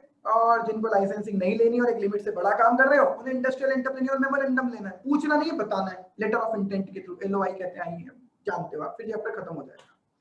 तो सबसे पहले कंपलसरी लाइसेंसिंग वाले टॉपिक पर चलते हैं। कंपलसरी लाइसेंसिंग स्टार्ट करते हैं। 18 इंडस्ट्री है, 1991 में कहा इनको लाइसेंस लेना है, बाद में घटाकर 5 कर दिया, 5 इंडस्ट्रीज को आज की डेट में लाइसेंस लेना है। ये एनवायरमेंटल वाले मैटर हैं या सेफ्टी या स्ट्रेटेजिक इंपॉर्टेंट के मैटर्स हैं, इसलिए लाइसेंस के बिना नहीं बना सकते। क्या क्या भाई साहब, शराब बनाना, अल्कोहलिक ड्रिंक्स का distillation, brewing. Second, cigarette, cigar, tobacco products बनाना। तीसरा, इलेक्ट्रॉनिक, एरोस्पेस और डिफेंस इक्विपमेंट बनाना, सभी तरह। चौथा, इंडस्ट्रियल एक्सप्लोसिव बनाना, जो धमाके हो जाते हैं, इंडस्ट्रियल एक्सप्लोसिव, जैसे detonating fuse, safety fuse, gun powder, है ना, नाइट्रोसेल्यूलोज। तो नाइट्रोसेल्यूलोज में बना रहे हो, कहते हैं ये इंडस्ट्रियल एक्सप्लोसिव है, आपको रजिस्ट्रेशन करवाना है, इसकी मैन्युफैक्चरिंग के पहले इंडस्ट्रियल लाइसेंस लेना है, सॉरी रजिस्ट्रेशन, इंडस्ट्रियल लाइसेंस लेना है। लास्ट, कुछ केमिकल्स, हजार्डस केमिकल्स, कुछ सर्टेन हजार्डस केमिकल्स। हम बोलते भी है कि नाम भी याद रहे तो भी चलेगा, हमें तो वैसे ही केमिस्ट्री से बहुत ज्यादा प्रॉब्लम थी।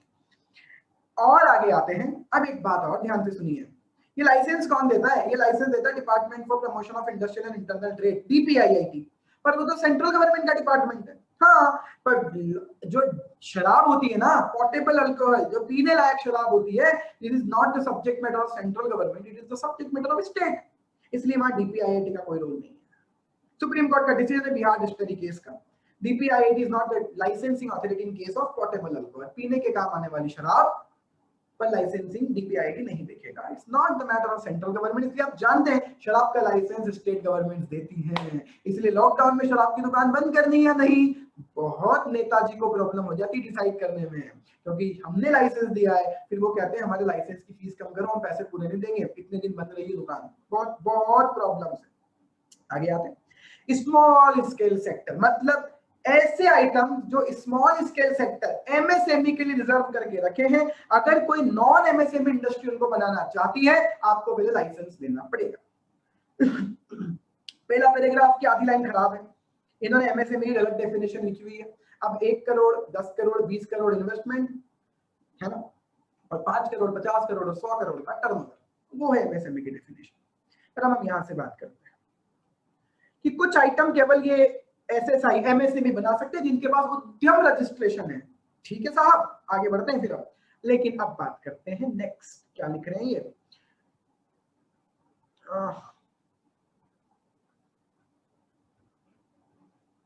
Such unit can manufacture any item including those notified or exclusive reserved for manufacture in the small scale sector. Small वाले लार्ज वालों के आइटम भी बना सकते हैं और खुद के लिए रिजर्व है वो तो बना ही सकते हैं, पर लार्ज वाले जो अनरिजर्व है वो बना सकते हैं, और स्मॉल वाले रिजर्वेशन वाले प्रोडक्ट बनाना चाहते हो पहले लाइसेंस लीजिएगा, ठीक है। लेकिन अब आगे आते हैं,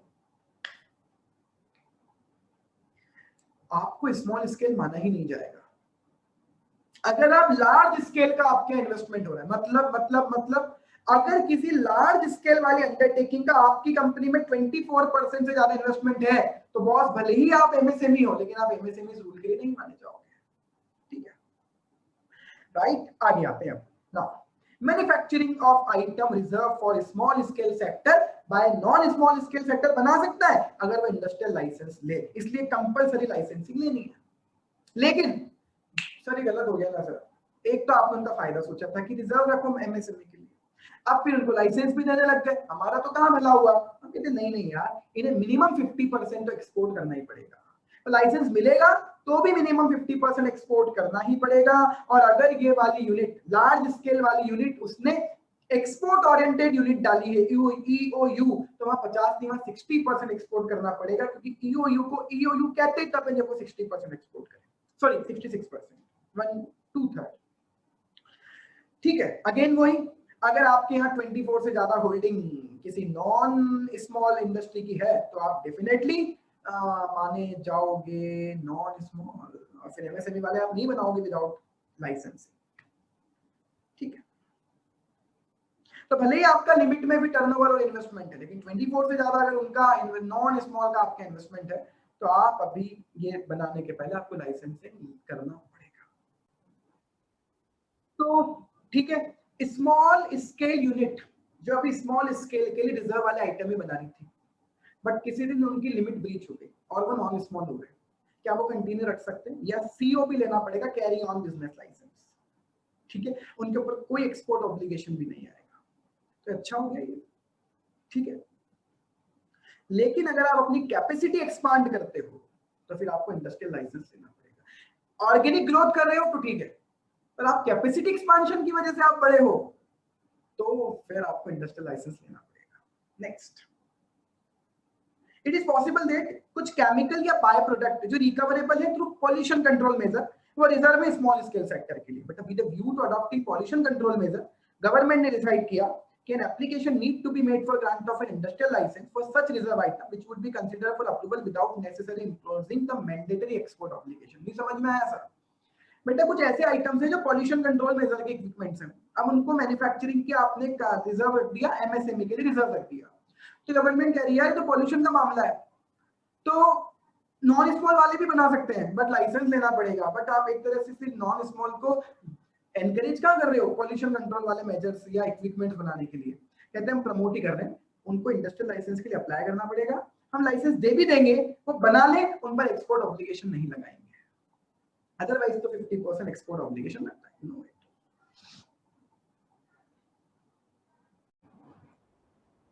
तो अब बात करते हैं आगे, इंडस्ट्रियल लाइसेंसिंग में एक और अमेंडमेंट आया कि अब गवर्नमेंट ने इनमें से भी कुछ आइटम को अनरिजर्व कर दिया है, जैसे कि bread, word, fibre, pickles, chutney, mustard oil, groundnut oil, steel chairs, table, padlocks, stainless steel, ये सब without industrial licence large scale वाले भी बना सकते हैं। तो अप्रैल 15 में गवर्नमेंट ने बहुत सारे आइटम्स को डी रिजर्व किया था। तीसरे रेस्ट्रिक्शन पर आते हैं, तीसरा लाइसेंसिंग रिजिम, लोकेशनल रेस्ट्रिक्शंस। अगर किसी सिटी की पॉपुलेशन 10 लाख या उससे ज्यादा है तो उसके आसपास के 25 किलोमीटर के एरिया में अगर आपको इंडस्ट्री लगाना चाहते हो तो आपको पहले लाइसेंस लेना पड़ेगा, या तो लाइसेंस ले लो या मत लगाओ, लगानी है तो लाइसेंस लेना पड़ेगा, ये सिंपल है। लेकिन दो एक्सेप्शन है, अगर वो एरिया इंडस्ट्रियल एरिया है, अब इंदौर के आसपास 25 किलोमीटर छोड़ो, इंदौर के आसपास 2-3 इंडस्ट्रियल एरिया है, इंदौर के बिल्कुल आसपास है, 25 किलोमीटर ही इंदौर में ही है, पर वो इंडस्ट्रियल एरिया है। और दूसरा वो कहते हैं ना, वो वाइट इंडस्ट्री है, सॉफ्टवेयर वाले, कंप्यूटर वाले, प्रिंटिंग वाले, नॉन पॉल्यूटिंग इंडस्ट्री है, तो वो लग सकती है। ऐसे इंदौर में फिर वो इंडस्ट्री नहीं लग सकती, लेकिन लग सकती है ये वाले। आगे आते हैं, फाइनली चैप्टर का अंत हो रहा है अब, इंडस्ट्रियल एंटरप्रेन्योर मेमोरेंडम। गवर्नमेंट कहती है कि जितने भी लोगों को जो लाइसेंसिंग आपके ऊपर एप्लीकेबल नहीं है, क्योंकि ना तो आप वो 5 प्रोडक्ट बना रहे हो जिसमें कंपलसरी लाइसेंसिंग है, ना ही आप एमएसएमई के रिजर्व वाले आइटम बना रहे हो, और ना ही आपको लोकेशनल रिस्ट्रिक्शन आपके ऊपर एप्लीकेबल हो रहा है, लेकिन फिर भी आप एक बड़ा काम, बड़ी इंडस्ट्री लगा रहे हो, तो आपको SIA एक डिपार्टमेंट है हमारा, सेक्रेटरिएट है, वहां इंटेंशन तो बताना पड़ेगा, इंटीमेट तो करना पड़ेगा, पूछो मत बता दो, लेटर ऑफ इंटेंट या एंटरप्रेन्योर इंडस्ट्रियल एंटरप्रेन्योर मेमोरेंडम। ठीक है, कितनी लिमिट है? ये लिमिट पर बहुत ज्यादा प्रॉब्लम्स है, लेकिन आज की डेट में अगर मैं बात करूं तो आईईएम का एक्चुअल पॉइंट अगर मैं सरकार की वेबसाइट पर जाकर देखूं तो 50 करोड़ का उन्होंने इन्वेस्टमेंट लिखा हुआ है, इन्वेस्टमेंट 50 करोड़ से ज्यादा और टर्नओवर 250 करोड़ से ज्यादा, ये लिमिट लिखी हुई है। इससे बड़ा काम अगर आप कर रहे हो तो आपको इंडस्ट्रियल एंटरप्रेन्योर मेमोरेंडम के थ्रू इंटीमेट करना पड़ेगा भैया। ये काम कर रहे हो तो इंटीमेट करना पड़ेगा। इन्वेस्टमेंट 50 करोड़, टर्नओवर 250 करोड़ से ज्यादा, और कोई लाइसेंसिंग एप्लीकेबल नहीं है। लेकिन अगर लाइसेंसिंग एप्लीकेबल नहीं है तो एटलीस्ट बता दो आईईएम, ये केवल एक्नॉलेजमेंट है यूनिट का। ठीक है, कब कब देना होता है आईईएम? जब आप तो कोई नई इंडस्ट्रियल अंडरटेकिंग सेटअप कर रहे हो, सब्सटेंशियल एक्सपांशन कर रहे हो इंडस्ट्रियल अंडरटेकिंग का एक्जिस्टिंग का, या नया आर्टिकल बना रहे हो। अभी आपने बताया था ये बनाने कुछ नया और बनाओगे तो बताइए। और लार्ज स्केल में आने के बाद, सॉरी, एग्जिस्टिंग एसएसआई यूनिट्स को आप लार्ज स्केल में आने के बाद कंटिन्यू कर रहे हो, तो देखिए ना, आप अभी तक एमएसएमई थे, 250 करोड़ से कम का टर्नओवर था, अब नॉन एमएसएमई हो गए तो 110 करोड़ का टर्नओवर होते ही नॉन एमएसएमई हो गए, तो आपको आईईएम की जरूरत नहीं। लेकिन 250 करोड़ से ज्यादा हो जाए तो डेफिनेटली फिर इनके अकॉर्डिंग जो लिमिट इन्होंने अभी दे रखी है आप कर दीजिए अप्लाई, आईईएम एप्लीकेबल होगा। प्रोसीजर 1000 रुपए का डिमांड ड्राफ्ट है, और secretariat for industrial assistance government of India का न्यू दिल्ली का डिपार्टमेंट 6 कॉपी में सबमिट करना पड़ेगा, है ना। ये पार्ट ए होता है, पार्ट बी भी जमा होता है इसमें, है ना। तो यहाँ 2 पार्ट है, पार्ट ए और पार्ट बी। ठीक है, तो लिखा भी है उन्होंने यहाँ, उसको मैं सिग्निफाई भी कर देता हूँ। रजिस्टर बताते वक्त पार्ट ए, और जब कमर्शियल प्रोडक्शन स्टार्ट करें तब पार्ट बी आपको सबमिट करना होगा। ठीक है, बस स्टेट लेवल वाले हम नहीं पढ़ना चाहते क्योंकि इतने कितने स्टेट की बात हम याद रखेंगे। तो finally that's all on my part, और chapter number 13 initial registration and licence. जाते जाते भी इतना ही कहूंगा कि पेशेंस के साथ पढ़िए ऐसे चैप्टर्स को, थोड़े बड़े होते हैं बट मैनेजेबल होते हैं, इम्पॉसिबल नहीं है। जितना मैंने आज, अगर आपको छोड़ना भी है ना तो एटलीस्ट इस 1.5 घंटे के लेक्चर को पढ़ने के बाद छोड़ना, एटलीस्ट इतना पढ़कर चले जाना। जो कंटेंट मैंने कवर किए हैं एटलीस्ट ये तो पढ़ जाना। 15 घंटे के लेक्चर्स मत देखना हमारी रेगुलर क्लास के, वो तो याद होंगे तो वैसे रिवीजन में आसानी हो जाएगी। आई होप एक बार तो सबने पढ़ा हुआ ही है, और एटलीस्ट ये 1.5 घंटे के लेक्चर में मैंने जितना कवर किया है आप उतना भी पढ़ जाए। बिलीव मी, मैं गारंटी तो नहीं दे सकता क्योंकि मैं बड़ी बातें करने में विश्वास नहीं रखता, you know it very well, but मैं अश्योरेंस दे सकता हूँ कि यस समहाउ इन्हीं में से क्वेश्चंस आएंगे, क्योंकि होना भी वही है, बट मैं गारंटी वर्ड यूज नहीं करना चाहता। इतना आप जरूर पढ़ जाए। चलिए मिलते हैं फिर, थैंक यू सो मच।